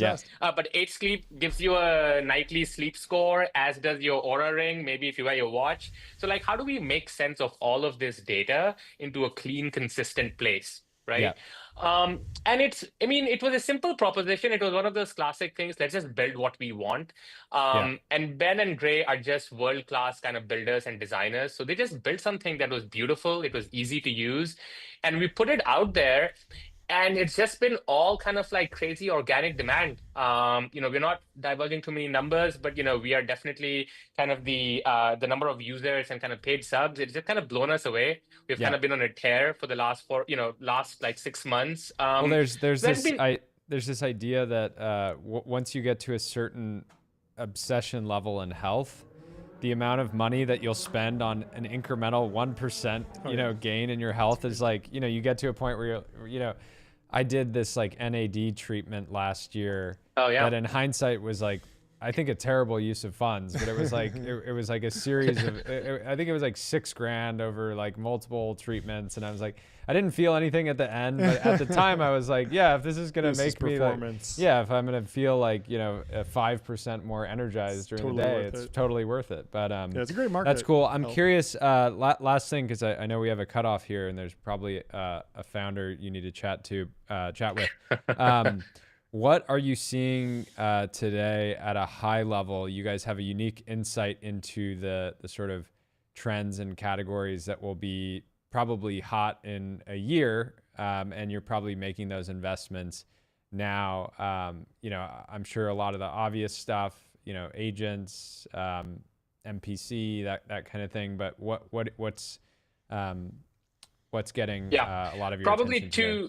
Probably two areas that I would highlight, and maybe this is, I think both of these are somewhat well understood now. The first one is the amount of, I would say, enthusiasm and excitement for stuff around robotics is very real. This is both kind of like building actual robotics like hardware to kind of building robotics kind of, I would say, middleware, kind of like think like, end-to-end stacks for coding on robots, and then obviously robotics foundation models. It's hard to say whether it will all translate into usable products over the next 3 or 4 years, but over a 10-year horizon, I think that the energy is just substantial, much more so than I've ever seen in my career. And the second one I'd point out is that, a lot of the times the conversation around foundation models has really centered around essentially like take what we have and kind of like throw more compute at it, throw more data at it. But it's surprising to me that a lot of people don't actually take a step back and realize there are lots of smart researchers out there who are building the next generation of algorithmic changes to these models. So there are lots of really interesting, both, I would say, variants, but also novel takes on, for instance, what would a pure RL-based kind of like model look like, right? If you had to ingest reinforcement learning from day one. So I'm seeing a lot of energy around building the next generation of foundation models. It's a little bit, I would say, still hazy, but it's very exciting because I still think we're at the tip of essentially the innovation we're going to see on top of these core LLM capabilities. Yeah, it makes total sense. I mean, We kind of assume we're at the end of history and all the future algorithmic progress. It's so will come from crazy, the right? labs, Like but everybody yeah. assumes that like it's just gonna pause and then we're gonna scale it up. And I'm just like, no, no, Yeah. no. There's a ton of like energy around core innovation around the algorithms. That's very interesting. Yeah, makes a lot of sense. Good All take. right. Well, I know we've already had some of your founders on, but let's make love sure to to get keep more doing it. on. And thank you for coming on and telling the story. And congrats on the new fund. Amazing. Thank Thank you you so guys. much. Appreciate it. Take Cheers. care. Congrats. Have a good one. Should we rip through some timeline? Get out of here. Let's do We it. started a little bit late. We'll make It's sure we get to timeline 3 time. Hours. It's timeline. Play some sound effects. I've been missing that sound effect. It's so Great one. I mean, last week was That's not just even the main absolute- one. That's the different one. I want the Ashton Hall one. No, not that one. The Ashton Hall. The Ashton. You know the one I'm talking about. Yep. This is the one. This gets me so fired up. I love this one. Anyway, Morgan Housel, friend of the show, put a random thread boy in the truth zone. This Aaron was so funny. Richards writes, in 2020, Morgan Housel published his best-selling book, The Psychology of Money.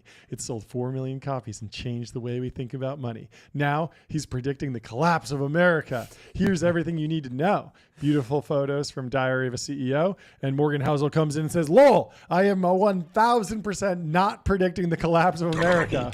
Double kill. Community note and the actual author of the book telling you that you're wrong. Yeah, Absolutely wild. Try- For step it up on X, Aaron that to Richards. be the takeaway. You're on notice. The What's- next slop thread you post better be factual. what's Morgan Housel's late? The Art of Spending Money is his next book. and Oh, I am like so that. excited about it because It's very interesting. I Yeah, we love gotta have him spending on money. more regular. That was such a fun conversation when we had him on. Yeah, absolutely brilliant That'll be great. thinker. Anyway, we want to take a second to tell you about Vanta. Automate compliance, manage risk, and prove trust continuously. Vanta's trust management platform takes the manual work out of your security and compliance process and replaces it with continuous automation, whether you're pursuing your first framework or managing a complex program.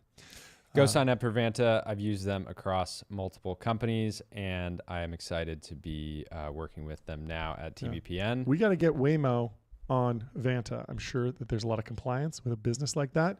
And I'm sure they're already on Vanta. it'd be Probably, yeah, we'll have to fact check that one. But I Next would not post be is from surprised. Jane Wong. She says, this Waymo almost T-boned a cyclist blowing through a red light at an intersection in San Francisco. Who's in the wrong here? Why isn't the robotaxi yielding to someone who always has the right of way anywhere and everywhere at all times? But what's interesting is that a lot of people were looking at this and being like, this is incredible performance by the Waymo. Like it stopped and the biker kind of came out of nowhere. But Christian Kyle is putting his his dollars on the gambling table. I don't know what analogy I'm using here, but he says prediction in 2040 it will be illegal for humans to drive cars. What do you think? I think 15 that years day is away. going to come. Illegal think- though? That's going to be hard. I think it will be frowned upon. Frowned upon. Yeah, I mean, it is funny as a It's car not illegal guy. to ride horses. Yeah, true, but it's frowned upon to.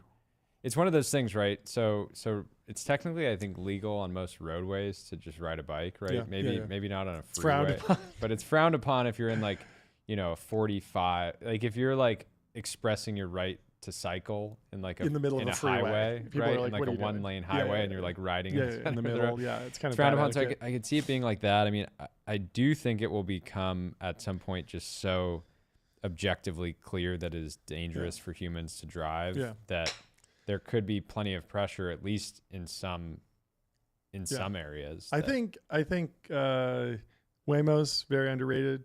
Horses also underrated. First off, let's go through the stats. 1 horsepower. Not bad. It's pretty good. And I was thinking about it. The most jacked horse, probably 2 horsepower. Yeah. I Maybe was even gonna 3 say. horsepower. I was gonna say, how do you rank? There was Journalism was racing on Saturday. Yes. Against big horse weekend. Who were they racing against? Sovereignty 1. Sovereignty Moggs Journalism again. Yep. But yeah, I was thinking about is journalism really 1 horsepower? Is that the right way to think about it? Yeah. Or is journalism Also getting up into the 3 or 4 range? Totally possible. Also, Henry Ford famously said, if I asked people, they would have said a faster horse. What's wrong with a faster horse? if we've been spending if instead of the Ford Motor Company, it was the Ford Horse Performance Enhancing Drug Company, we could have horses up in the 20 horsepower, 200 horsepower. Easily. Who knows? No, you get them so on the right cocktail gear. Here's possible. this should be our investment strategy for the day that humans get banned from driving cars on roads. Go and buy all these legacy racetracks that haven't really been you can go and do a track day all over America. It's popular in some circles, but I think if humans were banned from driving, for sure, they're going to hit the track a lot. They're going to hit the track way more. It's going to become the new round of golf. There's actually some track in California that just got bought out by a new investment firm, and they're going to modernize it, build like a hotel on it, and build like a paddock so you can store your cars there, do all these different things. Turn it into more of a. Was it Buttonwillow or? I think it might be. That might be right. But it was up for sale, and it wasn't that expensive. You know about Thermal Club in loosely, but tell the audience. I mean, I don't think it's been an amazing business. Not yet. So it didn't work for them, but maybe it would work for us. But yeah, no, it's basically they built a track and then they built a lot of houses that are specifically designed for car enthusiasts. So they have transparent. So you drive in and out. Yeah, they have transparent flooring, so you can look down and see cars. That's great. Yeah.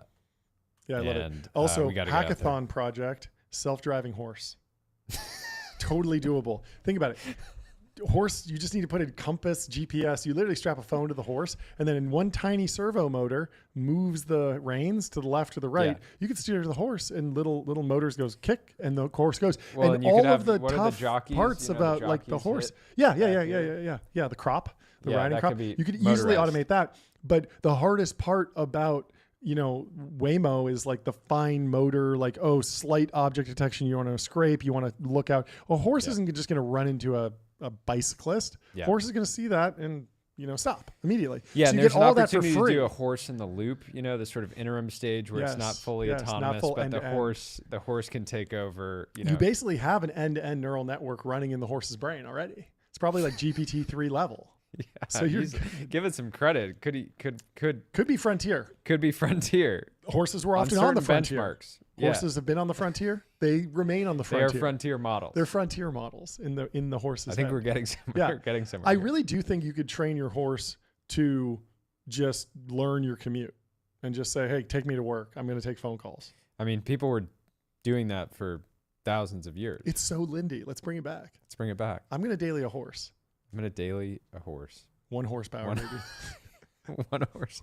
1 horsepower. Oh, it's so good. Anyway, what should we do? Sam Lesson, data is oil. We should just have him on the show at some point, talk about it. Yeah, let's have him on the show to discuss it live. He's yapping too much on here. I want him to just read it to me. Just come on and read it to me. I don't want to read your post. I want you to read it to me. Well, you know what Sam Lesson loves? Ads. He likes billboards. He loves billboards. And to be honest, Lesson is going to love when people pivot from American dynamism back to ad optimization. He's going to be excited it's about going to happen, and he's going to be ready to fund them all. Yes. But head over to AdQuick, out-of-home advertising made easy and measurable. Say goodbye to the headaches of out-of-home advertising. Only AdQuick combines technology, out-of-home expertise, and data to enable efficient, seamless ad buying across the globe. Get on adquick.com. Just do it. Gary Tan had a funny early Palantir story. He said they were doing some of their first sales meetings for Palantir, and team was all under 25 years old at the time. They were staying at the Mandarin Oriental. We said, "Hey, this is a startup. Why are we wasting money on this?" Alex Karp said, "The people you're selling to will ask where you are staying, and we aren't selling Motel 6 software. We are selling Mandarin Oriental software." That's a great line. It's great. Apparently, Joe Lonsdale said he was responsible for this. A lot of people are going to take this the wrong way and go and stay at the Aman. But there's also, probably other ways to accomplish this. But we're selling Amon-Giri sports betting podcast, microtransaction riddled mobile app games. Yes, something like that. Mobile games.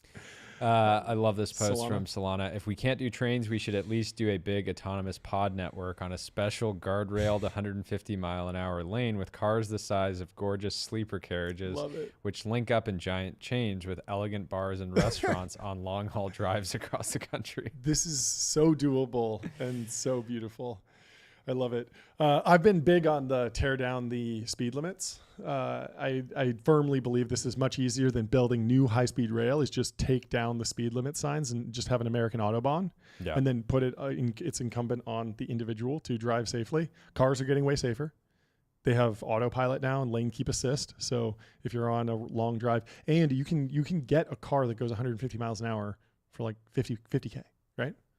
Yeah. Like plenty of cars have like They go way up there. democratize Yeah. going super fast. Get like an 05 AMG and you're good. And you're just cruising. And it will actually cut the travel time in half. You can drive twice as fast. You can drive Teslas have to 160. get better brakes though. Yeah, they do. But I think Because anytime I you think see beater these AMGs days, are where it's at. These days, anytime you see a car driving double the speed limit in traffic, it's always a Model 3. You're like, bro, I know the brakes aren't that good. But going to Mammoth from LA and E63, like a S63, just bombing, can't beat it. 160, you get there twice as fast. That's a drive, and it doesn't require any retrofit. That's a drive that people have been known to get there in 60% of the time that Apple Maps says. Yeah. I mean, it takes a lot to build something new in America. A lot of permits, a lot of eminent domain, a lot of regulations, a lot of different consultants and legal battles. But just having a bounty for, hey, take down all the speed limit signs. It's now an Autobahn. Pretty easy. So good. Pretty easy. Here was the post you were referencing earlier. Yeah. Wasteland Capital says, it's still amazing that Buffett's crowning achievement was simply buying Apple in 2016 when Apple was already the largest company in the world by market cap. Wow. And just adding and holding on to it. So good. Amazing. So Berkshire with Apple, 174%. The S&P did 168%. But without Apple, they would have been at 142 versus the S&P's 168. But again, people were saying, like, is it really fair to consider that because, Apple's in the S&P. So the S&P would be lower as well. But anyway, still just like a good pick. He wasn't too dogmatic about like, oh, I'm just a silver investor. Like I'm just a, I mean, for a long investor. time, he was not anti-tech, but he just didn't fully understand it. Yep. And then but at a certain point, figured it you're out. selling candy in hardware form. I like this. I like it. Candy Crush. Device for Candy Crush. The C's candy of mobile devices. Yeah. It's great. This is funny. This is a funny post for a few reasons. It is by Unemployed Capital Allocator. Yeah, that is funny. And it's a screenshot. Unemployed Capital Allocator says, from a friend, a capable analyst, the chasm has been crossed. 03 is significantly better than I at my job in almost every aspect. Brutal, but not surprised. So your job is to just analyze 1,000 times more companies. Yeah. And then you'll be fine. Scale it up. Just do more queries than everyone else. Yeah. I guess. I don't know. I mean, this was interesting. I had this up earlier and it didn't get into the stack, but I'll pull it up now. Is it really that much different than just being like, yeah, Google is like, I mean, there were people that were cells in individual spreadsheets calculating all day long. Excel is, significantly better than, somebody whose job was just to crunch numbers all day long. And we moved forward. We did more work. Found more capital to allocate, more things to analyze. Yeah. Yeah, it's funny being like Excel is so much better at multiplication. I kept trying to put this to the AI people that would say like, yeah, there's going to be serious unemployment because of AI. Like, okay, let's actually quantize this. Let's say over under American unemployment by 2020-30 is, you think it'll be over or under 10%? Like we've been at above 10% before. It's not that crazy to be that high. Like 20%. Yeah, but America's always been at like routinely at like 3 and 4. And so the question of, will we actually see unemployment? Still an open question, in my opinion. Lots of people talking about, I'm going to stop hiring, but we're not really seeing it in the data. Yeah, China still has urban youth unemployment at 16.5%. Yeah. Who knows how accurate that is. Pull this post up, Michael. I thought it was relevant to the last one. This is from the CEO of Fiverr. Okay, yeah. You have to imagine he knew this was going to leak. I think anytime a CEO sends a company-wide email that's dramatic, they're probably expecting it to leak. He says, "Hey team, I've always believed in radical candor and despised those who sugarcoat reality to avoid stating the unpleasant truth. The very basis for radical candor is care. You care enough about your friends and colleagues to tell them the truth because you want them to be able to understand it, grow, and succeed. So here's the unpleasant truth. AI is coming for your job. Heck, it's coming for my job too. This is a wake-up call. It does not matter if you are a programmer, designer, product manager, data scientist, lawyer, customer support rep, salesperson, or a finance person. AI is coming for you. Didn't mention podcasters. So, you must understand. Is he talking about people that work at Fiverr? No, he's talking in to corporate his or employees, the Fivers. No, he's talking to corporate at Fiverr. You must understand that what was once considered easy tasks this is the part that's interesting. What was once considered easy tasks will no longer exist.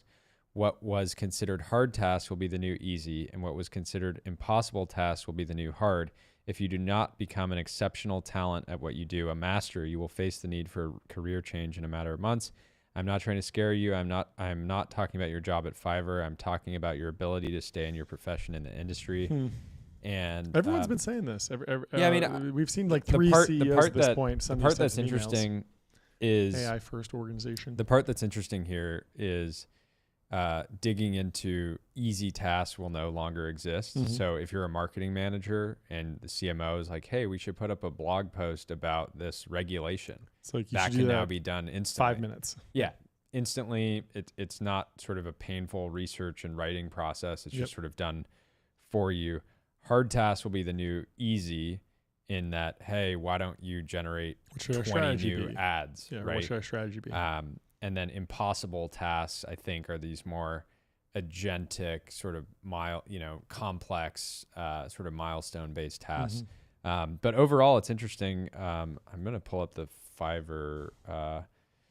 Fiverr is one of those companies that people identify as a company in trouble, just given that a lot of their work is lower skilled, sort of. A lot of it was like, little work. Illustration, little cartoon, or little blog post, and that type of stuff. Record a soundbite, record a size gong sound. Size gong. Hilariously human in the loop for that one. I think that's Ben's voice, right? Yeah. Ben is our Fiverr. That's Ben. He's like, no. It's not even a Fiverr job. It's not an AI job. It's not a Fiverr job. It's a full-time employee job. Yeah, I know. At TBPN. But Ben's like, AI, you're not taking my job. I'm making every soundbite. We tried to use AI for it, and his voice was way better. Still, Ben's built different. He built different. Yeah. Advice I always give to founders: be present. Building a startup is very hard. Sometimes you just want to hide. But it's also an incredible ride. Working with and meeting great people, constant growth, endless creativity, and working with this new technology that is changing the universe. Life goes by so quickly. Don't run away from it. We only get to do this once.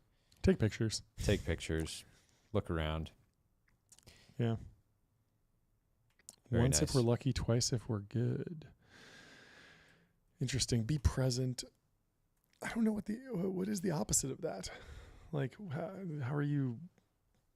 I guess sometimes you just want to hide. What does that mean?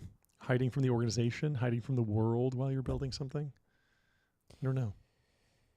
I think it's one of those things. So this present. is what I'm not very into, like meditation or anything like that. That's just because you always on. You're always on. Somehow you don't follow any Eastern, sort of practices, and yet you're one of the most present, people I know. So you're just built different. But I think this is one of those things founders, go through these periods of excitement and euphoria and then pain. Yeah. And that pain is usually like the classic is, you have an idea, you raise some money, you launch, it's euphoric, and then you realize, the reward for hard work is more hard work. Yep. And even if you're Jensen Huang, the job is only getting harder. Speaking every of which, single day. She met Jensen, asked what brand his jacket is, told me Ferragamo. There we go. I'm not surprised. But you know what's equally exciting, and what was the word? Euphoric. Buying a watch on Bezel. Oh, I was going to say. We missed Bezel. Go to getbezel.com. Buy a watch. Anyway, we can move on because we can also talk about Numeral, which is also euphoric. Sales tax on autopilot. Sales tax on autopilot. Many people. I mean, it really will allow you to have more time to be present as a founder. Yeah. If you're getting sucked into sales tax compliance, you're not going to be present, growing. Yeah. Experiencing euphoria. If you're spending less than 5 minutes per month on sales tax compliance, I mean, that's plenty of time to be present. Hours back that you can be present and just in the moment. Exactly. full Rick Rubin mode, just vibing, vibe entrepreneurship. What else is there? Some deep analysis of Grok 3. Did you see this? It's like they're doing deeper search in Grok 3, and one of the steps that it takes is searching posts by Elon Musk, the information I am looking for. Just seeing like, hey, has Elon said anything about this? Let's throw that in the results. I mean, he does post a lot. I mean, whatever he's posting is probably relevant. It's a good way to fine tune the model. Yeah, on your CEO's not beliefs. even hiding it. Very silly. Anyway, what else should we talk about? I thought this post from Kari was quoting Didi, founder of Linear.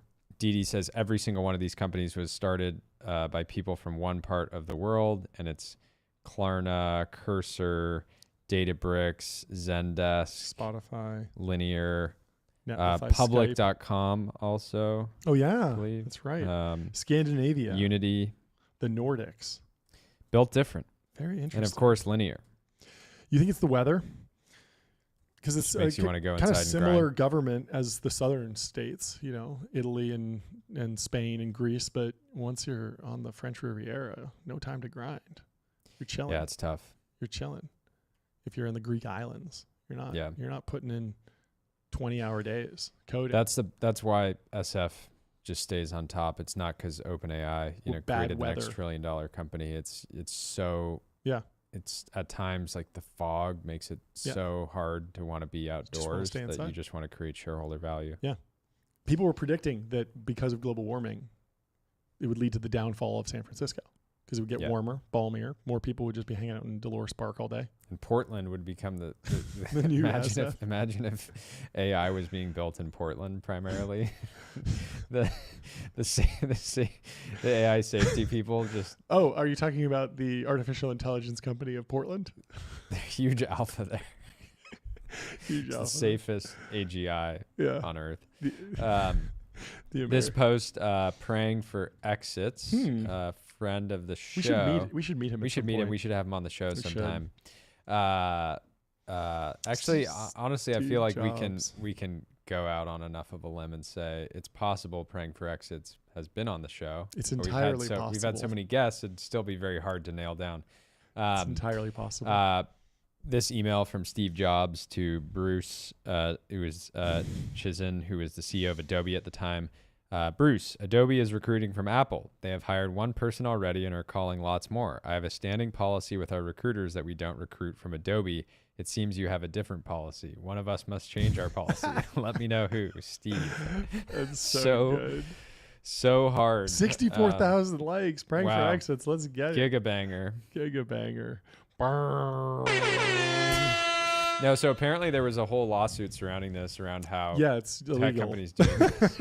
It's like anti-competitive. It's totally practices. anti-competitive. You're not supposed to do that. It's good for employees, I guess, if you it's a free market and talent. say, hey, you're making $1 million at Apple. How would you like to make $2 million at Adobe? And then it's a bidding process. Yeah, but we have this policy with other podcasts, so we do. Yeah, so sue us or don't. Alex Tapp has a story about universal anti-venom. You told Friday. me about this. I didn't understand this. To break it down. So, universal anti-venom may grow out of man who let snakes bite him 200 times. I hate snakes. I'm Indiana. You had a I truly hate snakes. You had a snake Terrified. interaction recently that we won't go into. It's gross. Scientists identified antibodies that neutralize the poison in whole or in part from the bites of cobras, mambas, and other deadly species.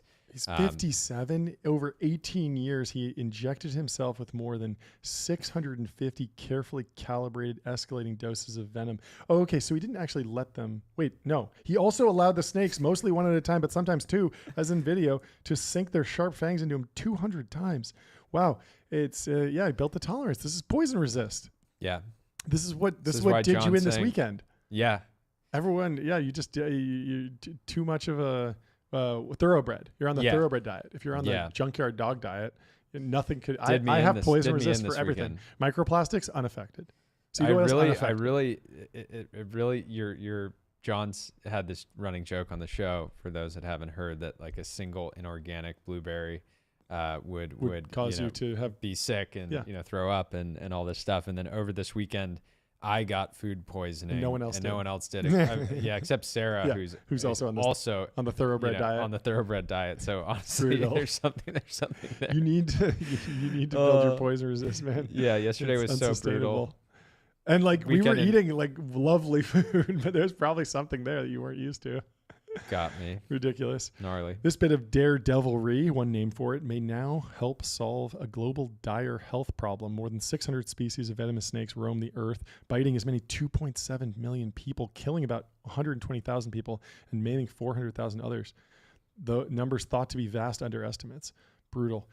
Yeah. So anyways, in this guy's blood, scientists have discovered antibodies that are capable of neutralizing the venom of multiple snake species. So anyways, major sacrifice, still kicking. Yep. And he says, I'm really proud that I can do something in life for humanity to make a difference for people that are 8,000 miles away, that I'm never going to meet, never going to talk to, never going to see probably. And I hope he's monetizing this. That's all. He really went through the ringer, but it sounds like he enjoyed it. A bit of a masochist. Well, let's go on to Harvard. Their tax-exempt status is to be revoked, says Trump. And Sheil, a good friend of the show, says, wild impact on our world. Hearing from multiple funds currently raising that universities have paused allocations. I had some ideas for how Harvard could get back in the good graces of the Trump administration. Do you have any takes? I think step one is Harvard needs to prove that they're on the side of Trump. They need to add Division I bodybuilding. Absolutely. You know, they're known for, they have a football team. They have crew. Everyone knows, the Harvard crew team, the what's it called? The something on the Charles, head of the Charles. It's really fancy. Crew race. But if they get into bodybuilding, I think that would be a big step forward. They should also get into pro wrestling at the collegiate level. Yeah, We've never seen this was a big one. NCAA pro wrestling. But Trump has been in many WrestleManias. And if you could go full scholarship to Harvard as a wrestler, junior wrestling, not the typical wrestling, but the pro wrestling specifically, I think that'd be a big step up. Yeah. Anything else that they could do? I think if they go for profit, it might actually wind up, maybe they don't allocate, maybe they build a high frequency trading option, like start prop trading their own endowment. Why are they outsourcing? I'm sure they're pretty close to that already. They should just start leading Series A's. Yeah. Just directly. Just go direct, right? Yeah. Yeah. I mean, this is interesting. One, Bucky shared something recently about how one of the dynamics here is, in many ways, this will negatively impact net new funds or funds that are getting off the ground, because Harvard would have already committed for the major platforms, the funds they're in it with for the long haul. They're making commitments, multiple funds out. And so this is primarily, I doubt they're reneging on existing commitments. And so don't worry, Lightspeed, A16Z, General Catalyst will be okay. You don't have to worry. We're going to make it through this. Mark Gurman had some news. Apple is teaming up with Anthropic on a new AI-powered vibe coding platform and is rolling it out internally to employees. It could come to third-party developers in the future. Details and what this means. Interesting. Makes a ton of sense. I don't know how familiar you are with iOS development, but most of it happens within Xcode, which is not open source, so it's not forkable like VS Code. And so you can't really, I think most iOS developers, if they're really serious, they have to use Xcode or they get good at Xcode. And so to just not have a cursor competitor or a vibe coding option in that software is really antiquated. It's always been a harder IDE to use, but it makes a ton of sense that they would team up with someone for this. Anthropic, probably a good pick. So we'll see. No, it makes a lot of sense. And there was other news. Claude is known as one of the best when it comes to programming. Daria 1 says Nick, Apple is partnering with Anthropic. Very interesting. I wonder what the structure of that deal will be, because most of you don't think of Xcode as having like a consumption-based pricing. It's something that just comes pre-installed with a Mac. Look, Apple's golden goose, the App Store, is getting cooked right now, and I would not. I can imagine that Apple will find and Anthropic will find a way to make plenty of money. I off mean, this. in the similar vibe coding world, So- the CEO of Windsurf went on the Y Combinator if you podcast. if you think about it though, Yep. like I'm sure that I don't believe that Apple Anthropic vibe coding, Xcode platform can make up for that what may end up being a massive drop in App Store Sure. revenue, but it is pretty funny to think about. It's like, okay, like, hey, developers, you're not going to give us our 30% cut. Oh, we're gonna handicap We're you. going to charge you. You can use regular Xcode, but if you want to use AI to code, it's going to cost you $100,000 a month. That's great. Well, Windsurf CEO went on the Y Combinator, spotted in 2 polos. Sam enjoyed the fashion. I thought that was a fun little Easter egg in his podcast. I mean, appearance. I don't know any details, but I have to imagine that's the kind of move you make when you're very close to closing or I think or a done deal. That doesn't seem like a YOLO move. Yeah. If the deal were Yep. to not go through, I don't think the double polo is going to save it. No. Right? We're talking about billions. Although he dollars. was very muted. I don't know if we should read into the shades and hues of the double polo choice, but it was nowhere near as vibrant as Sam Altman's original double polo. Maybe it's more like a jobs not finished double polo. Yeah, versus he's like, I'm open to the really bright colorways, but we're gonna have to let's put some get to money a in the billion bank. ARR first. On Yeah. Windsurf. Yeah. We have some personnel news. Will Brown, he came on the show last week, the week before, told us that everything was great at Morgan Stanley. Then he completely rug pulled them and dipped immediately. No, Will had actually Yeah. known he was Yeah. going to take off for a while, and we got to have him back on when he joins the new company. Yeah, which yeah, should no, I'm be. excited. He's been just teasing it out. I don't think he's announced it yet. Let me So double it's time check. for a new adventure. The ML research team there has been a wonderful home for the past 2 years. I've learned more than I ever could have imagined about LLMs, markets, responsibility, and how things work in the real world. I mean, he's a very, very interesting poster and always brought a very interesting, unique perspective because he wasn't fully aligned with one of the labs and kind of had more 30,000-foot view at Morgan Stanley. And I really enjoyed his takes and excited to continue following him on his career. Yeah, and total whatever narrative he's violation that the strange. finance guy wasn't extremely conflicted, but Yeah, yeah, it was hilarious. fun while it lasted, basically. Yeah, yeah.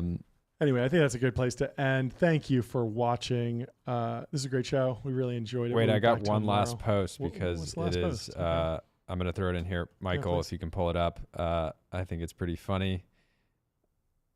What It is is this post? VCs trying to figure out who Arthur Rock Oh, they are is. trying to figure out who he is. I invited from him on the show Niche. anonymously. Thought he might do it. We're not sure exactly when he will be able to, but I'd love to get him on the show anonymously. I would not dox him. I respect his So anonymous. from my friend Anish, the funny thing here is he kind of so Arthur Rock Yeah. sort of like misreported Oh, he did. Replic's revenue. Okay. He's called them at 40 million of ARR, Okay. raising it 2.5 to 3 billion, Yeah. which felt expensive. Yep. But then he had to show a follow-up graph showing that they added roughly 30 million ARR in a month. Or Oh, something okay. like Okay. that. That's pretty good. So he basically. Yeah, I mean that's the problem with those leaks is that a lot of times they're super out of date. Because you're getting you're getting docs that like, oh yeah, they did send me a deck last year. I passed it to somebody, then they passed it to somebody, and then pretty soon it's like 8-10 months later when that leak is happening. And founders always get frustrated with that because they don't want to share any financials, let alone old financials. And so usually some horse trading, but yeah. we'll So see. What is this image? Citizens? I don't get the reference. Do you? I don't get the probably reference from a either, but movie, you so should you don't because understand. you're a big movie guy. Yeah, but not this time. I don't know. Yeah, but it is interesting. I've DM'd with Mr. Arthur, and we also talked to him about him coming on the show. It's just so hard because there's so much incentive for people to try to triangulate who he actually is. Yeah. And eventually some schizo is going to do it. But for now, it's very fun. Maybe there should be a poly market for it. Who is Arthur Rock? Yes. You can list out a couple top candidates. Yes. That'd be fun. Yes. I had a fun poly market. It's interesting. I'm tracking the trade market- war. I'm tracking the trade war. And it's at a 19% chance that there's a U.S.-China trade deal before June. And I said, I honestly believe I could hammer out a trade deal in a weekend if I was in charge. What do you think, Jordy? You think we could pull it together? You're good at finding win-wins, Exactly. and that's kind of really what it takes. Step right? one, Xi Jinping, let's get a lift in. Let's get See you at 6. see you at 6. Yeah. Let's do it. Bring some I mean, gloves. that's really the chance. Let's do some deadlifts. The right strategy. Yeah. The other one that's interesting. What else are you tracking? I don't know when did this Screenshots old.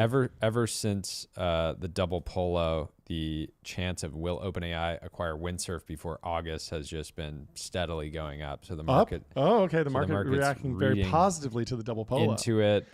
It does feel like if the deal was falling apart, you would be like, I'm not in a real like joking mood, right? So I feel like the read on the double polo is probably positive, 68%.